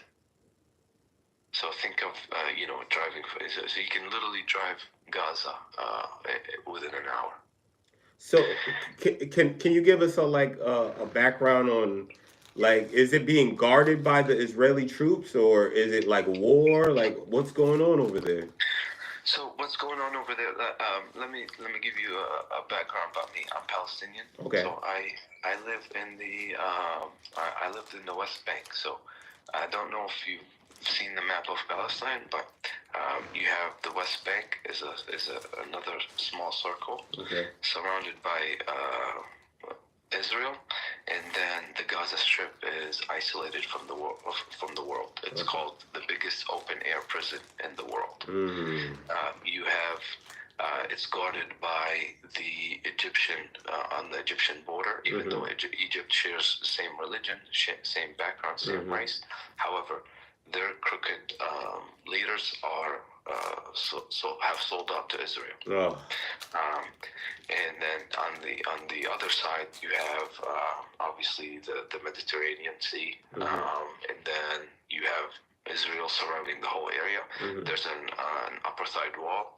I can't remember how many feet long it is, but it's pretty long. Okay. So you have a better chance of walking from Connecticut to somewhere in Africa and get there on your feet before even entering Gaza. So this is how devastating it's been. So when to also put it in perspective, when the Holocaust happened, which is we deeply condemn, right? No one in Europe wanted the Jews there. Yeah, I heard about that. Yep. Yo, So let's switch gears for a second. I'm sorry. I got a hot topic that I want to discuss, and while we have you here, I want your perspective on it if you're up to speed. How do you feel, and what do you think is gonna happen with Google being fined by $20 decillion by Russian court?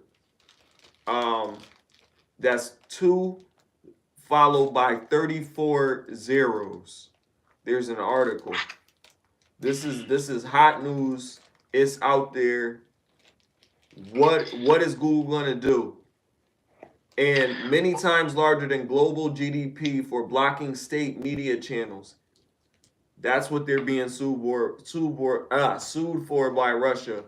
How do you feel about that? How do you think they're gonna proceed? Go ahead. Well, I have no idea. I did not hear about this. This is news to me. This is big, right? Yeah, absolutely. The $1 billion. I mean, I don't even. That's a crazy amount of money, bro. Nobody can spend that. You can't spend that in a lifetime, bro. You know that, right? Absolutely. and yo, do you know the word Google? The word Google is actually a number. Yeah. It's like the largest number or some shit. I ain't go. Google is being sued by almost how much their name is worth. What the fuck? No, but go ahead. I'm sorry. Go ahead.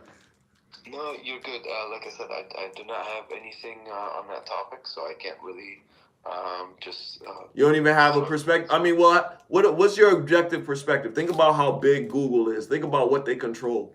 Everything. I mean, all the Android phones, right? Google is that big. To owe a whole country, to be fined by a whole country. What do you think as a business? Do you have a business? Are you a business owner? Yes. All right, awesome. So from a business perspective, what do you think that means from a business perspective, be sued by a whole country? How do you think you even go about that? How do you handle that? What do you think they're gonna do? Do you think they're gonna ignore it and see what comes of it and see if they're gonna be like, man, they have no jurisdiction and just let it fly? Or do you think they're gonna have to take legal action? I think it depends on who gets in office. if Kamala gets in office, then guess what? You We think might this be is going to going be to determined war. by who's in We office? might be going to war to protect American Google. So Google you know not what I'm saying? American. But it has It's American in money. California, right? That's American, yeah. Okay. All right, cool. Touche. So it depends on who's in office. Because I don't think Trump would let it get to war. Do you? No, I mean, never. No, of course not. But then you got to think of history always repeats itself. Exactly. We have the U.S. and Iraq killed 1 million people. When the United Nations was created, it was created for these type of situations where people are held accountable. Exactly. Now, when we were when it came down to the U.S. war crimes and whatsoever, we just simply went out, and just like what we're doing right now for Israel, we just went out and said, hey, we should not respect the United Nations because there's some crooked lawyers in there. However, when Putin when the war started with Ukraine and Russia, we took the United Nations very seriously. It was a very legitimate, organization and whatnot. So, bottom line is, these people, or the U.S., whoever's in charge, will either support the United Nations as it pertains to their values or their interests. And if it doesn't, or if Israel says no, then we do not agree with the United Nations, and then they just like they did. I mean, so South Africa took they went to the United Nations and sued Israel for war crimes in Gaza. And when the judge said, yes, I agree that these are genocide and there's evidence of genocide, and then they're committing war crimes, that's when the White House speaker came out and said, we don't agree with the United Nations. So whatever happens, I don't find this, even if it's a lawsuit, the U.S. is going to stand by Google. Is the what is the council of all the nations called again?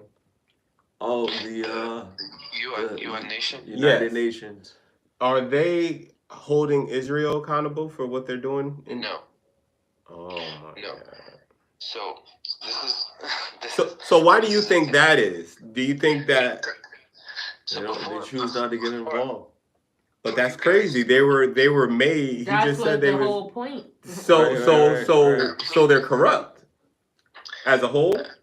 The United Nations is probably not corrupt, but the reason why they're corrupt, or they're doomed corrupt, not because they can't punish Israel, but it's because Israel, the U.S. has can easily use the veto. So the U.S. has, in their lifetime, they vetoed, I think, 80 to 86 to 88 security councils for the United Nations. So you just cancel. They just, we don't gotta go.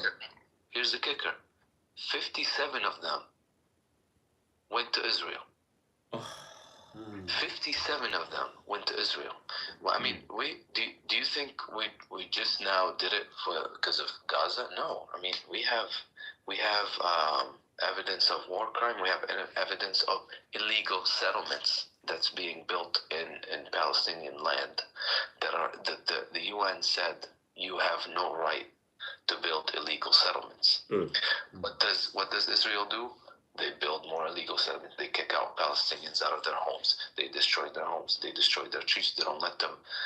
They don't let the farmers in. Imagine you have an olive tree in your backyard, and you're not even allowed to pick one olive. Yeah, that's crazy. So what happens is, hey, let's do a United Nation meeting. We have some war crimes being committed in Palestine. Oh, you know what? Israel's doing it. Here's a veto. Wow. So, and then someone like Great Britain would also veto. Who else? France usually vetoes. So basically, most of the NATO power is controlled by Israel. But if you want to understand why all of this is happening, there's a lobby group called AIPAC. Have you heard of that? No. Drop it in the chat, bro. Drop it in the chat. What's it called? AIPAC? You want to drop it? AIPAC. AIP. What was the channel called? Life. You said lifted 20. Get lifted. 30 is the new 20. Or 30 is 20. Sorry, because I exited out so I can hear you guys. Yeah, no, we appreciate it. So we don't have to echo. I can Can you send me the link? You can send me the link. Just put it in the chat. yeah, I'm sending it. Oh yeah, he's not on the chat. No. Yeah. But yeah, man. I mean, I see what you're saying, but like, I think one of the problems with us being involved in everybody else's conflict is we're not really focused on the problems that we have internally. I think that's the problem. I mean, being somebody that served in the military, I realized that it's a lot of problems that people have, and we can't just solve it in a couple of years. Like we might have to have people sit there for a minute, and it's just that's what I was gonna ask. I don't think we should put so much effort into other people's issues. We should teach people to resolve their issues the way we resolve ours. We don't be having stuff being broken down. Like Chicago's problems are Chicago's problems. It don't end up being California's problems. You know what I mean? Like it's just how it is. Like we run a tight ship here. You know what I mean? And to try to enforce our values on other people, it's gonna be tough. Can I That's ask like some like dictator type of shit, and we can't go in and impose our will on other people's shit. So what I wanted to know is, what is the basis of do you think the reason why the U.S. keeps vetoing certain things? Do you think it's out of ego, or do you think it's a spiritual situation? No, so it has nothing with ego or spiritual. So the take a step back. AIPAC, what I just sent you, I think it's called American Israeli something committee. So in the U.S., every lobby group, you can have lobby groups, but you can't have foreign lobby groups. Israel's the only country that their lobby is not considered foreign lobby, meaning that these people can shift elections, these people can shift, support. And nobody can hold them accountable. Nobody can hold them accountable. Why? Because you got someone like Kamala Harris received, I can't remember how much, but $4.something million. Oh no. You have all of the. That's why when you as a state senator or someone in Congress, when you see the children being blown to pieces, and you still you can't even say the word ceasefire. Oh. That means because you're getting money from this lobby group that's called AIPAC. So when I go, when the U.S. goes, and then unfortunately they send, it's always a black person that raises their hand and vetoes, which is it kills me. You know why? Because people think that Palestine has nothing to do. I don't want to even say American. I just want to talk about black people. People don't understand why. Or can't comprehend that we are living in the same system here in the U.S. It's just called, as one of my favorite rappers, Young Jeezy, puts it, says modern day slavery. Okay. So what you do is you wake up, you go to work, you come back, eat, sleep. Systematic, yeah. And then it just repeat. So what happens is, Chris doesn't have time to think about Palestine. Nope. Chris doesn't have time to think about Dick Cheney. Nope. Erika doesn't have the time to worry about Gaza. I mean, what the fuck is Gaza? This is the first time she hears about Gaza. You know what I mean? So I'm not talking about Erika. I'm just saying. In general, yeah, we get you. Yeah. And then you have part of that is you have to work pay taxes. Mm-hmm. And I'm not against taxes, right? They're there for a reason, but I am against I am. me going. Especially in Connecticut. Oh, right. I going to, well, I didn't mean that, like, I'm not against taxes at all. I mean, I live in Texas. There's no state taxes. This is the reason why I'm here. I know. I was just talking to my aunt about that the other day. Like, these other I think states. Tennessee's also same thing. Tennessee, Florida, and Yeah, I think there are like 9 states that don't have. What do you think? What do you think about raising the tariffs? And how do you think that's going to affect our economy internally with the purchases of goods that we normally get, like eggs, maybe some proteins, maybe like different types of meats, chickens, beefs, you know what I mean, produce. What do you think about that? How do you think that's going to be affected in its election?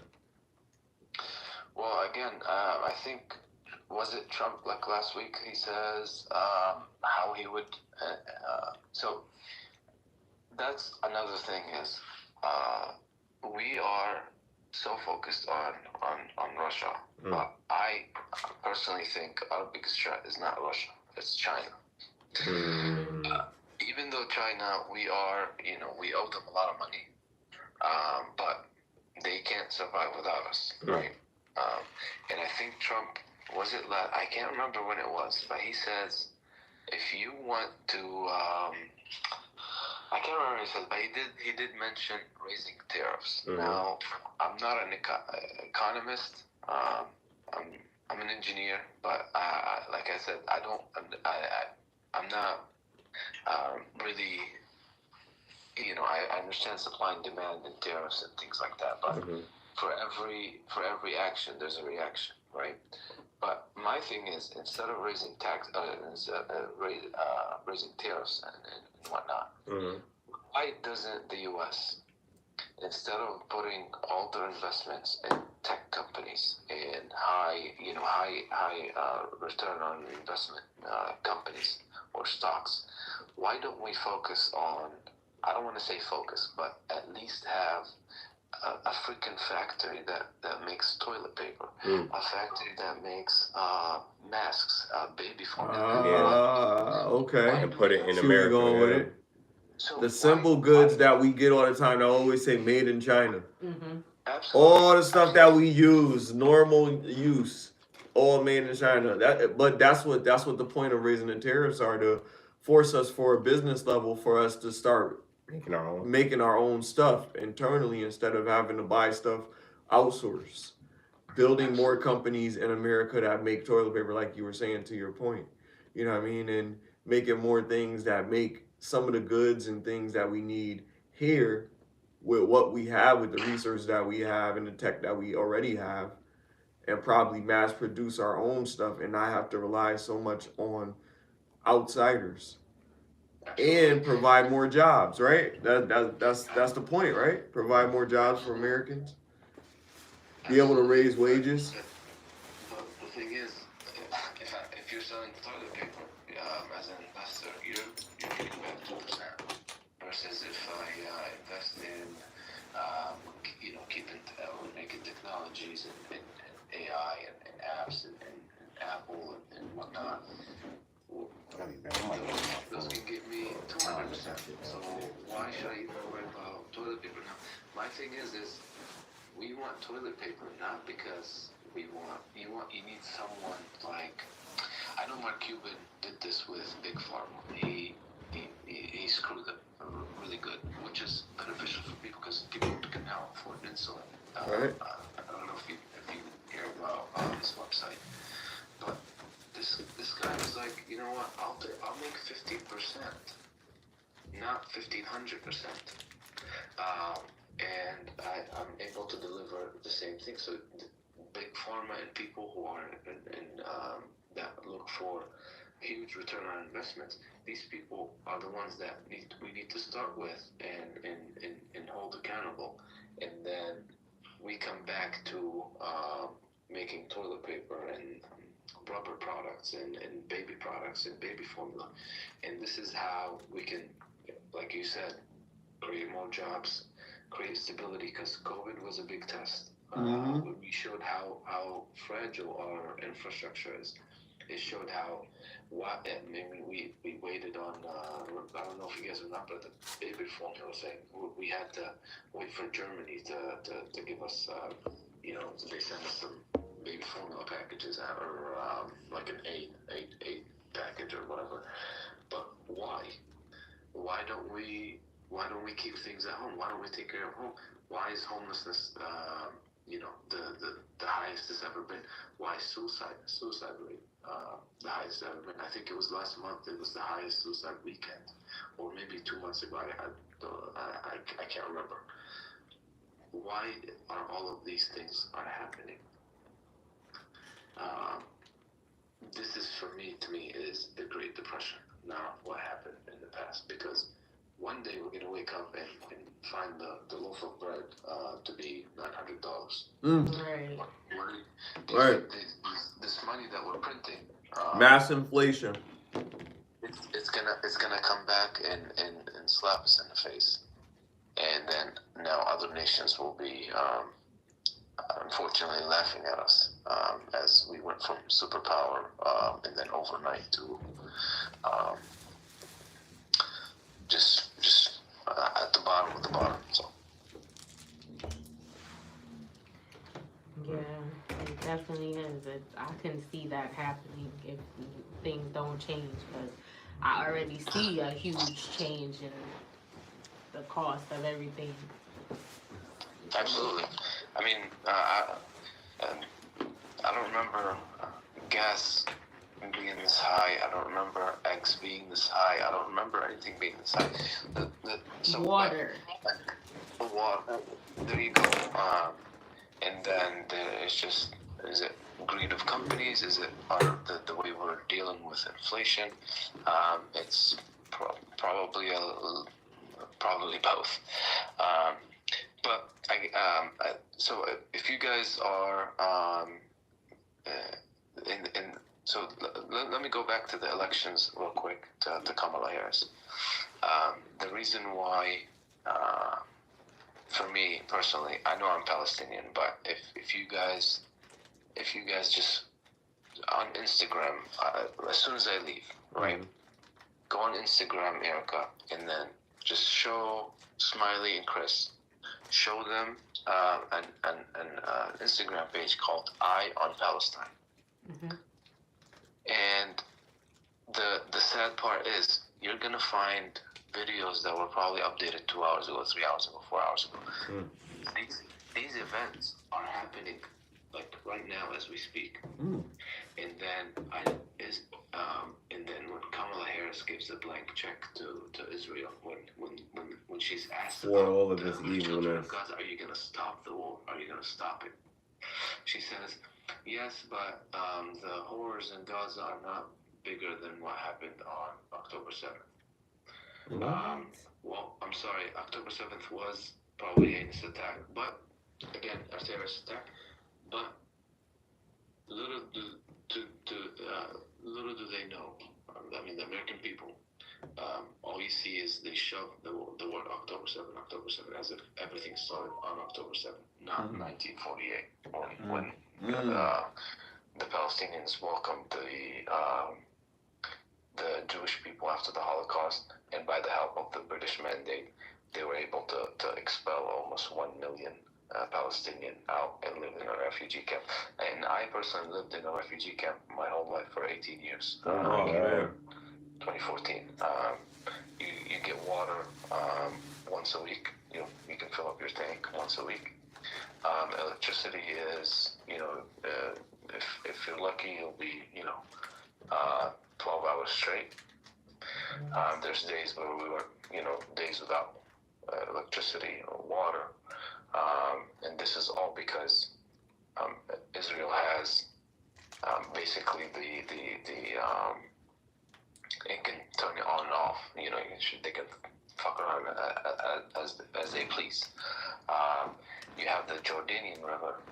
98% of it is Israeli use. 20% is used by Jordan.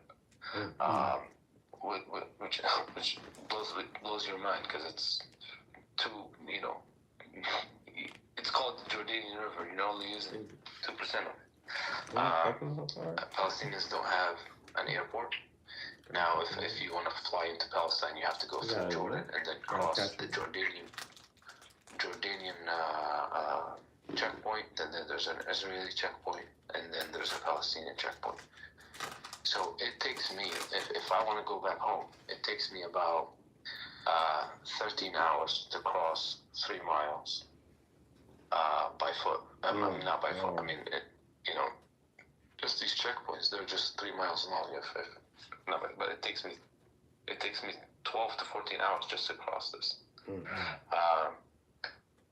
This is the reality that a lot of people don't understand, and this is why I am advocating for Jill Stein, hoping that it's going to be a Trump win, and then a slap in the face for Kamala Harris for giving Israel blank supporting checks. them, yeah. From my hard-earned money. Oh, that's the taxpayers' money, yeah. And that's why people say, man, I live in Missouri. Why should I worry about Palestine? Because it's your money doing Sir, this. it's your money money, supporting genocide. That's money. crazy. And then, what do you think? You know, how's the tax bracket gonna look here in a couple of years when you know, when we're continuing, you know, funding, you know, someone like it. So Israel in geography, to put it in perspective, it's surrounded by 22 Arab and Muslim countries. So what it does is it's just sitting there, making sure that there's always disruption in the Middle East. When Iraq became a hard, you know, a legitimate threat for Israel, what did we do? Israel said, come. Yeah, I know Dick Cheney and all those things, but there's also, you got to look up, when you start finding out what AIPAC is, and when you start finding out what Israel, how controlling it is in the U.S. And just to give you another idea, did you guys know that every city project in the U.S. that is valued more than $100,000, you have to sign. You have to sign in your bid when you're a contractor and you're trying to bid on the project. You have to part of your bid. You have to sign an agreement that you cannot boycott the state of Israel. Wow. You're just building a park. So if you know that they're doing something wrong, if you make a certain amount, you can't say anything about it. Absolutely. And so what happens is when you talk about it, you get expelled. You can lose the bid if you don't sign on. Hey, I cannot boycott Israel. That Can you provide the sites of these documents? I mean, because we're live right now. You so did the AIPAC. Absolutely. That's all on AIPAC. AIPAC, I sent that one already to the live. But is that where you'll find that your business has to have you can't you know, I guess what did you say? You can't go against Israel. You can't boycott. You can't boycott Israel. Yes. Let me see the. Where did that come from? Because that's interesting. Let me get you the. So when I tell you about these, it's not that I just got them off the internet. No, I'm not saying that, but what I want to understand is this public information or is this? Yeah, it is public information. Okay. And another thing is, like I said, I'm in the engineering field. Okay. So unfortunately, I had to sign one of these papers, and this is where it blew my mind. It's like, what the fuck? We're trying to build a wastewater treatment plant. Right. Why am I saying I cannot boycott the state of Israel? And this is in Texas. They're telling you this. It's not in Texas. It's you have to in every state. What? Boycott Israel. agreement. I'm trying to just. That's crazy in America, bro.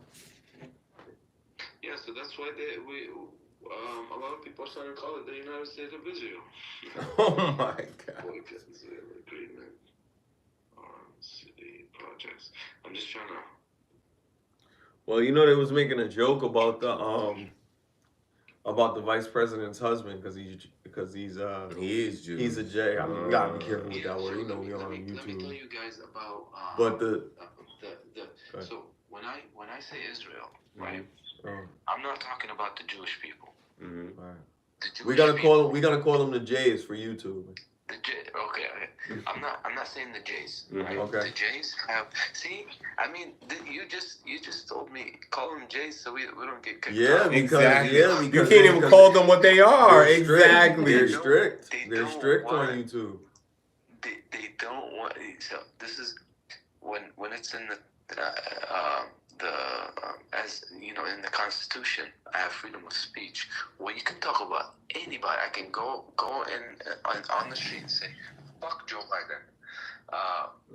But Facts. try saying that to The Jays. You know what I mean? Yep. The Oh, Jays, but not So I'm gonna read it.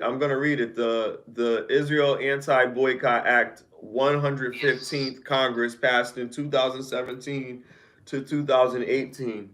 The bill prohibits any U.S. person engaged in interstate or foreign commerce from commerce's distribution or like a business or providing a good or service from supporting any request by a foreign country to impose any boycott against country that is friendly to the United States and that is not itself the object of any form of boycott pursuant to the United States law or regulation or. So basically, you have to, be fair to them and just, allow them to. But then if you find that, what is the acronym? Because I want you to see the number, the $100,000. This is what blows my mind. It's like, what are why? Okay, why not Then there's, I don't know how many countries, 300, 200 something countries. Why can't I sign 200 whatever copies? Exactly. Of all the it's just for them. That's true. Yeah. Good. But there's a lot of acts that get passed and stuff. That doesn't benefits favor other everybody. people. Of course It it benefits is. a lot of other people. Yeah. I mean, but this has been going on for a long time. It's Like, the land of loopholes. It's the land of loopholes. They're the banking institution of the United States, and they provide a lot of capital for the United States. So the United States got to play nice with them, and they've always had to do that. So you think it's about the money? I know it's about the money. It's always about the money. I know it's about the money. Oh, it's always about the money. Like I said, you guys, when I don't know how it's probably like 4 a.m. by you guys. Oh yeah. When you guys wake up in the morning, I just want you to research AIPAC. Just with an open mind. I'm gonna check it out too. Yeah. That's a homework assignment. Yeah, Definitely drop it in the chat before you go to bed. Did. I put it in Oh, you did? Oh, you did? Okay, cool. Thank you. Yeah. So, and then I also want you guys to check out Eye on Palestine. I'm going to send it to Erika because I don't want your life to get messed up. No problem. Because do you guys know about the shadow banning? Yeah, yeah, it happens. So like right now, if I share a picture of, just me, my friends, I would have 200 views, right? And then I'd share a post about Palestine. It'll have 20. Then I share another picture of me and my friends. Mind you, these stories are in line with each other, right? How do I go from 50 views to 200? It's literally the next. You can't see the second one, obviously, before seeing the first one. How do I go from 50 to 200? It should be the opposite. You know what I mean? Like, if I have 200 views, the next one, maybe 150 didn't open it, but it's the opposite. So why? Because I have a brown name. The 20 people are probably brown, and then these are the only people that see it. Mm. If they see Chris or Erika, promise you they're not gonna see it. But sometimes it does slip, and people have seen it. I've changed a lot of people's views. Why? Because I mean, like I said, we're too busy with our work. We don't have time to worry about this shit. They desensitize us, really. Yeah. Hey, you need to stop being political. Well, bitch, I'm not being political. This is being personal. real. It's my life. Yeah. Plus, let me go back to the connection between Israel and then black people. Do you guys know Amanda Seals? Yeah, Yeah. I heard of her. Yeah. Do you guys follow her? I don't, me personally. You guys should check out her page, because she is she's I think she's a comedian. Yeah, she's a black comedian actor. She is she figured out the formula of what is going on. So, and then again, it has nothing to do with the Jays. Our problem is with disease. Disease is the Zionist movement. So these are the people who are committing these crimes. Because if you go to New York is filled with Jays, right? You have 80,000 of them already signed petitions that they do not support the state of Israel. Wow. Why? Because it does not align with their values. And here's another kicker that I learned recently. In the Jays religion, you are not allowed to have a sovereign state. So you should never have a sovereign. So that's why when you have Jays who are conservative and then they're religious, they do not agree with themselves having a sovereign state. So to them, it's like the state of Israel is not even a legitimate state. The only people that think that they own they're the chosen people, or they need to be in that land, are the Zionists. And there's a huge difference.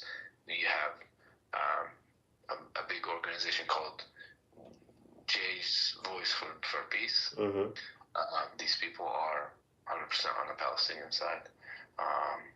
You have a lot of J organizations that are 100% on the even though they're technically in the same religion. However, the Z's are not following that religion. They're just they just took one thing, and then they're just being the proxy of the U.S. in the Middle East to keep to keep the region unstable. That's why, since I don't say the 80s, but it's been for 50 years. I mean, there's never been a peaceful day in the Middle East. Let's bomb here, let's bomb there, let's bomb. Even President Obama, he's I don't know if you guys follow him or not follow him, at least follow his journey, like what he's done. Yeah. He wrote a book.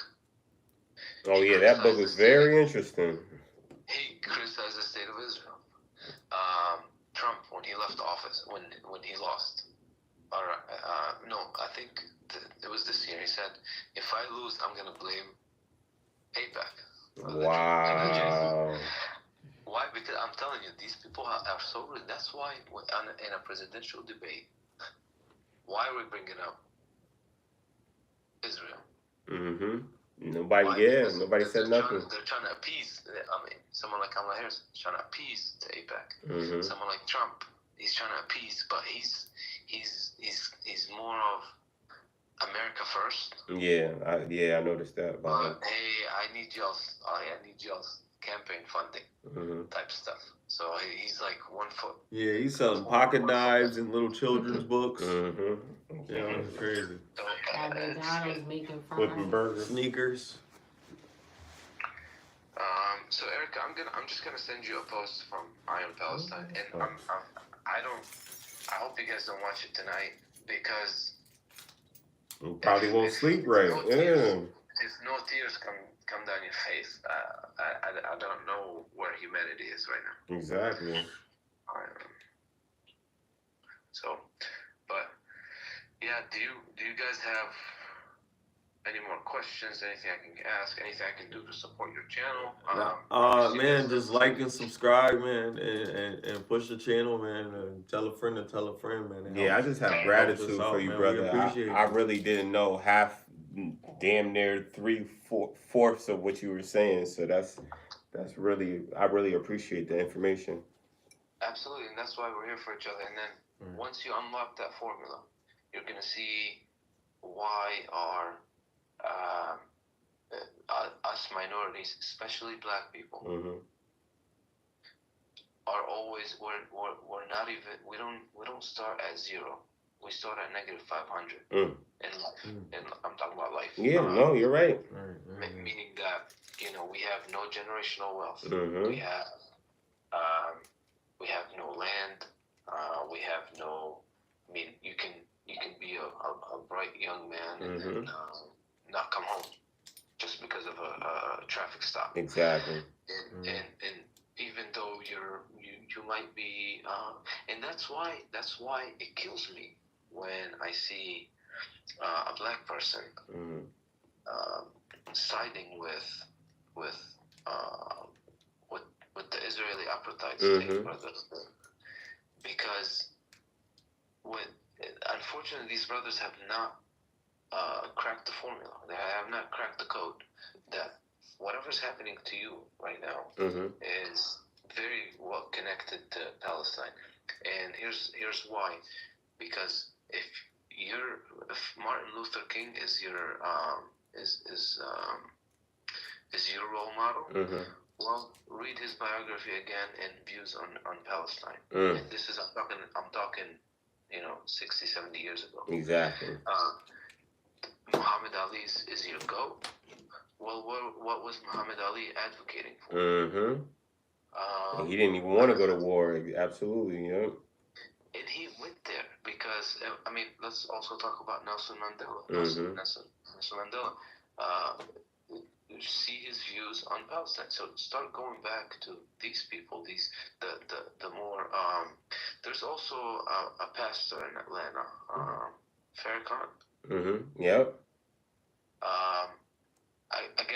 I'm not advocating for him because I only seen clips on his support for Gaza. But when you talk about black icons and legends who are always going back to Palestine, and you ask them why is the Palestinian struggle is my struggle, and you'll see, you'll be amazed what their answers are.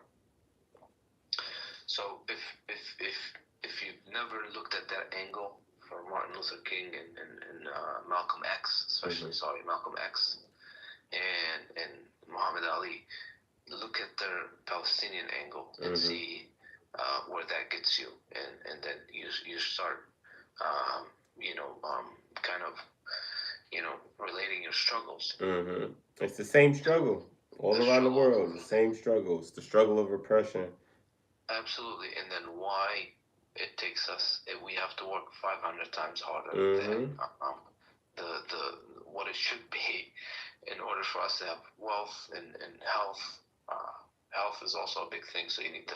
Oh, another thing that sorry, I keep going on.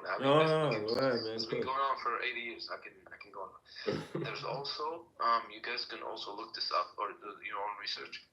So there's the state of Israel accepts anyone that claims that he's Jewish, even though you could be an atheist, right? And you say, hey, I'm a pedophile in the U.S. And I don't have a home.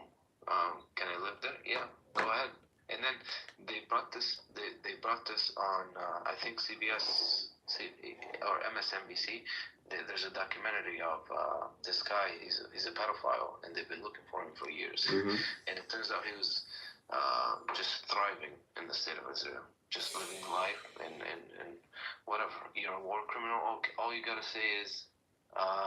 I'm Jewish, or I want to be part of live in Israel, and then they'll welcome you. Why? Because these people need people to come from outside. They're not native to this land. They're just, and that's why as soon as this war started, 2 2 million people have left, or 3 million people have fled the country, just never looking back. They're all going back to their countries, China, Philippines. It's just a whole bunch of, melting pot. But the reason why I brought this up is because Ethiopia has a good amount of Jewish Ethiopians, right? And when Israel says, "Hey, come on in," you can come here, live great, and have a great life, and be Jewish. And They don't play that. So they let them in, right? They let them in, right? But you have to take certain vaccines before you go into the state. They found out that some of these vaccines are for them to not be able to get pregnant. The woman, no. That's why I don't take those things, because I don't trust it. Yep. Absolutely. So the people of because they're living they're when I tell you they live great, I'm talking about these people are brought in to do the dirty work and work in restaurants, and it's not there's certain levels to where if you're black and living there and you're trying to move up in a company or whatever, there's a lot of limitations. 100%. And they have laws passed into this. Like if you're a Palestinian and live in East Jerusalem, even though you have an ID, an Israeli ID, but it's called temporary citizen of Israel, so you can't even vote. Wow. This is something that what's his name? Oh, and also if you live in that same neighborhood, you are not allowed to change the neighborhood. What is it called? Image, meaning that Can't be too many of you guys living in that neighborhood. Yeah, and then if you can't put out anything other than the Israeli flag or the David Star or things like that. But it sounded like North Korea over there. Like that's crazy. Absolutely, and then they said it's the only democracy in the place. But did you hear about the alleged shutdown of TikTok?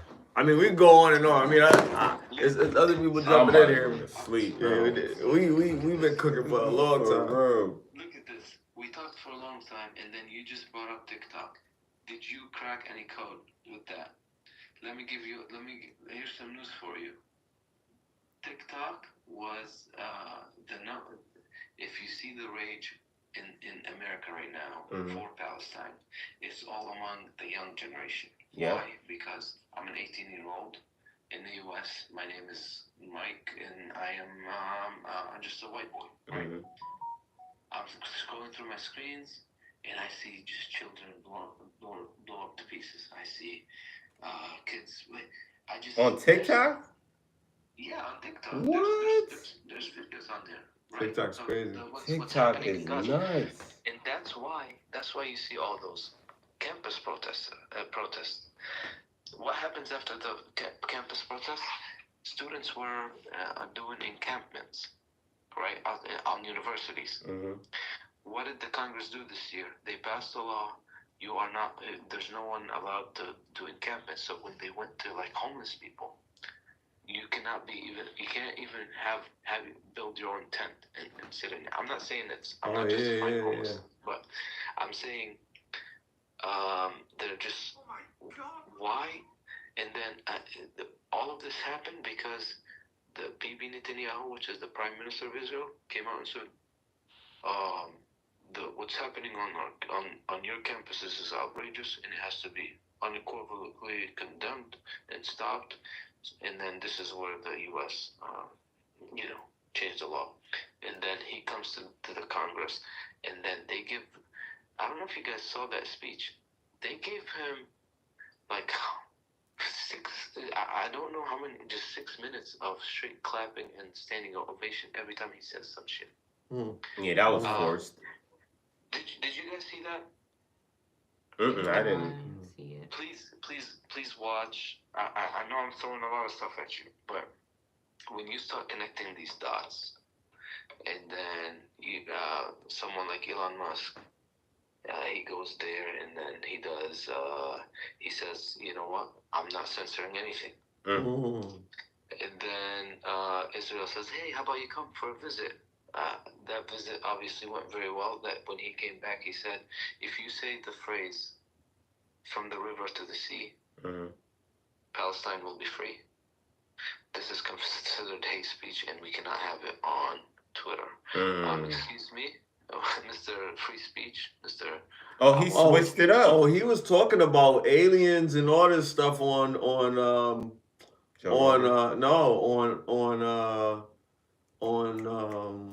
what's that shit, man?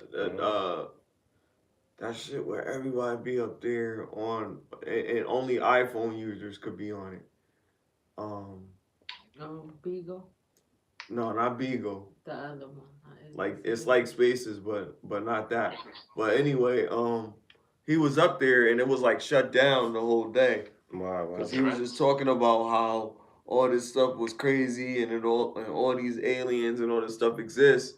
And then like maybe like a few months later, Congress has a meeting with the naval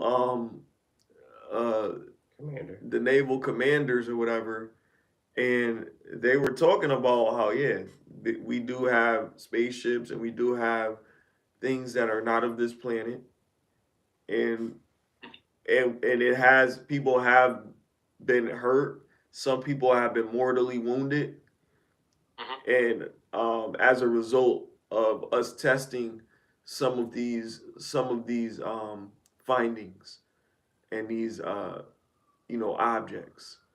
So I'm like, wow. And spacecrafts, they did describe spacecrafts, and this is public information. This is from them having meetings with NASA and all of that. Crazy. This is crazy. And we thought he was bugging, like, yo, what is he talking about? But he knows something. Me and my boy, we joke about, is Elon Musk, is he Lex Luthor or is he Tony Stark? Right. Which one? Is he what? Is he Lex Luthor or is he Tony Stark? Well, I only know Tony Stark, so You don't know about Lex Luthor? No. That's Superman's arch nemesis. He's like the smartest man in Metropolis. Oh, it's funny because when you said and he's a billionaire. Lex Luthor, I thought of the DJ for what's his name, Juicy J, Lex Luger. Oh no, Lex Luthor. I'll let you answer that because I feel like I'm Well, think of, who Tony Stark is, so think of the evil version of Tony Stark. To Marvel comic fans, we would probably say Doctor Doom, kinda, but he's more, he takes down Superman, so he's a little bit more clever than a Doctor Doom, I think, because Superman is like, he's almost unstoppable. So a mere mortal taking down this Superman is crazy. Absolutely. Yeah, I'll give it to him then. Oh man. But yeah, I don't know. They think Elon Musk is Lex Luthor. I think he's kind of Tony Stark. Until you get Neuralinked. He gave himself a Neuralink. Oh, you want what? They're already putting chips in people some places. Exactly. I'll get those iVision Pros though. Those are pretty cool. All right. So the attached to your face like a face hugger. Like the mask from Goosebumps. Remember, she can't take Exactly. Oh, man. Just like you said, these shows be telling you, they warn you. Hey, so real quick, I was gonna ask you guys, did you guys already vote? Yeah, I already voted. I didn't yet. Okay, so here's the thing. Try to just let whatever I said soak in. If you're in Connecticut, does Trump does he have a chance of winning? No. Probably not. No. Okay. Do you want to punish Kamala Harris? Absolutely. Not stand for genocide? Absolutely. I'm on the same page, but it's the opposite for me. I'm in a red state, so whatever I do, Trump's gonna win it anyways. Regardless, and yeah. I want Trump in office, Right. of course, and don't want Kamala Harris, and that's why I casted my vote for Dr. Jill Stein. And then you guys, if everything soaks in, hopefully, and if I would ask you, please, just if you do it for the children of Gaza. If you see the videos that I do for you today, that I sent Erika today, I think I sent you one video, and you could get started with that. It's very graphic. I'm sorry, but if you start with that and then cast your vote for Jill Stein, you will not lose anything. Trump is going to be your president, but this is why the Muslim, Arab, and then anti-genocide communities are wanting to punish Kamala Harris because of the blank checks that she gave for these people to die and get killed. And it's the U.S. says that this is not our war, but hey, I mean, They got too much money involved in it. Yeah. But then 2 weeks ago, they sent the ballistic missile defense to over there, and along with 100 troops. So we actually have boots on the ground. Wow. Even in Gaza, we had 2,000 boots on the ground. Yeah, he's active, man. He's trying to get. They were trying to stay, out of the picture, just so we say, hey, it's not us, it's not our fight, but hey, we have so much money, we have boots on the ground, we have a lot of people involved in this, to where it's like, if you're a child in Gaza and you're sitting at home with your family, and then another thing that people were doing is they switched their kids. So let's say I live on one street, and then you guys live on another street, and I have 3 kids, and then you have 4 kids. What we do is we switch them around. That way, if the rocket makes it to my house, and I die with all my children, at least I have some blood. Or a child that's still alive. Does that make sense? Yeah, that's crazy though. So that's. I'm sorry I took over the podcast. Like I said, just let that stuff soak in, and Yeah, that's crazy. I'll check in with you guys. How often do you go live? Every Sunday, Every man. Sunday, you can tune brother. in, man. This was just a special for the election, just pre-election talk. You know what I mean? Gotcha. Well, good luck, guys. I hope all great things happen to you guys. And Absolutely. Thank you, man. Thank you. Blessings, man. Appreciate you. Thanks Thank you for for tuning tuning in. in. For real. Absolutely. Absolutely. Have a good night. And here, I liked it, and then I subscribed. Appreciate you, Alright, man. Thank you so Thank much. you. Take care, brothers. You as well, man. Take care. Blessings. Have a good night. You too. God bless you. God bless. That was awesome, man. That was real, man. We appreciate people tuning in and checking in, man. We want everybody to have a safe election. We want you guys to get out there safely. You can do early voting right now up until 8 p.m. the night prior to Tuesday, which is election day when the polls open at, I believe, 6:30 at some places.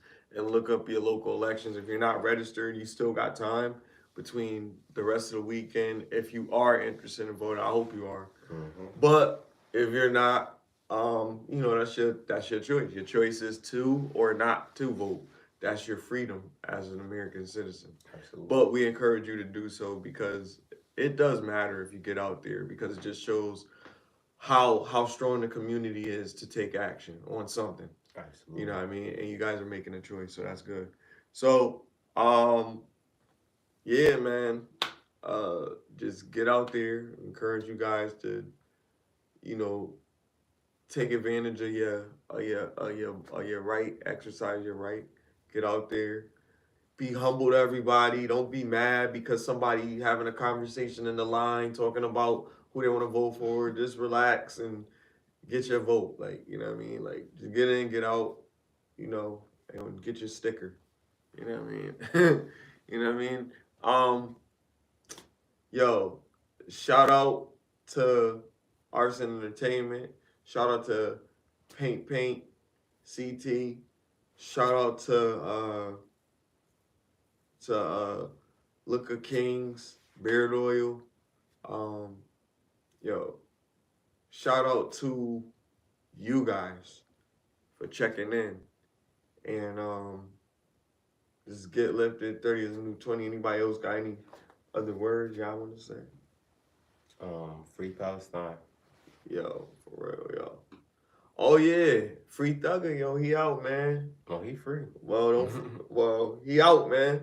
Shout out to Thugger for making it out. You know what I mean? Doing his whatever. You know what I mean? Hopefully, you know, he don't go back down that route. You know what I mean? Hope that. And that's it. Don't eat all your kids' candy though. And it's sad of what's going on in Gaza, and I hope that this is what he was talking about. And I hope that, I don't know, he could come to, I mean, can change what already happened, but Right. it could turn it around or stop. Try to the come to some madness. agreement, right? Yeah, so it's very sad. I think I've seen some people posting video stories about it. Erika put some stuff on her story, with like clips of like things that were going on, and that is sad. Yeah. This world is a crazy place, but we gotta be strong and hope that they come out of that. And the prayers go out to the people, The victims. that all the victims' families, and to the people that are still Being there. victimized. Absolutely. What the Sigma?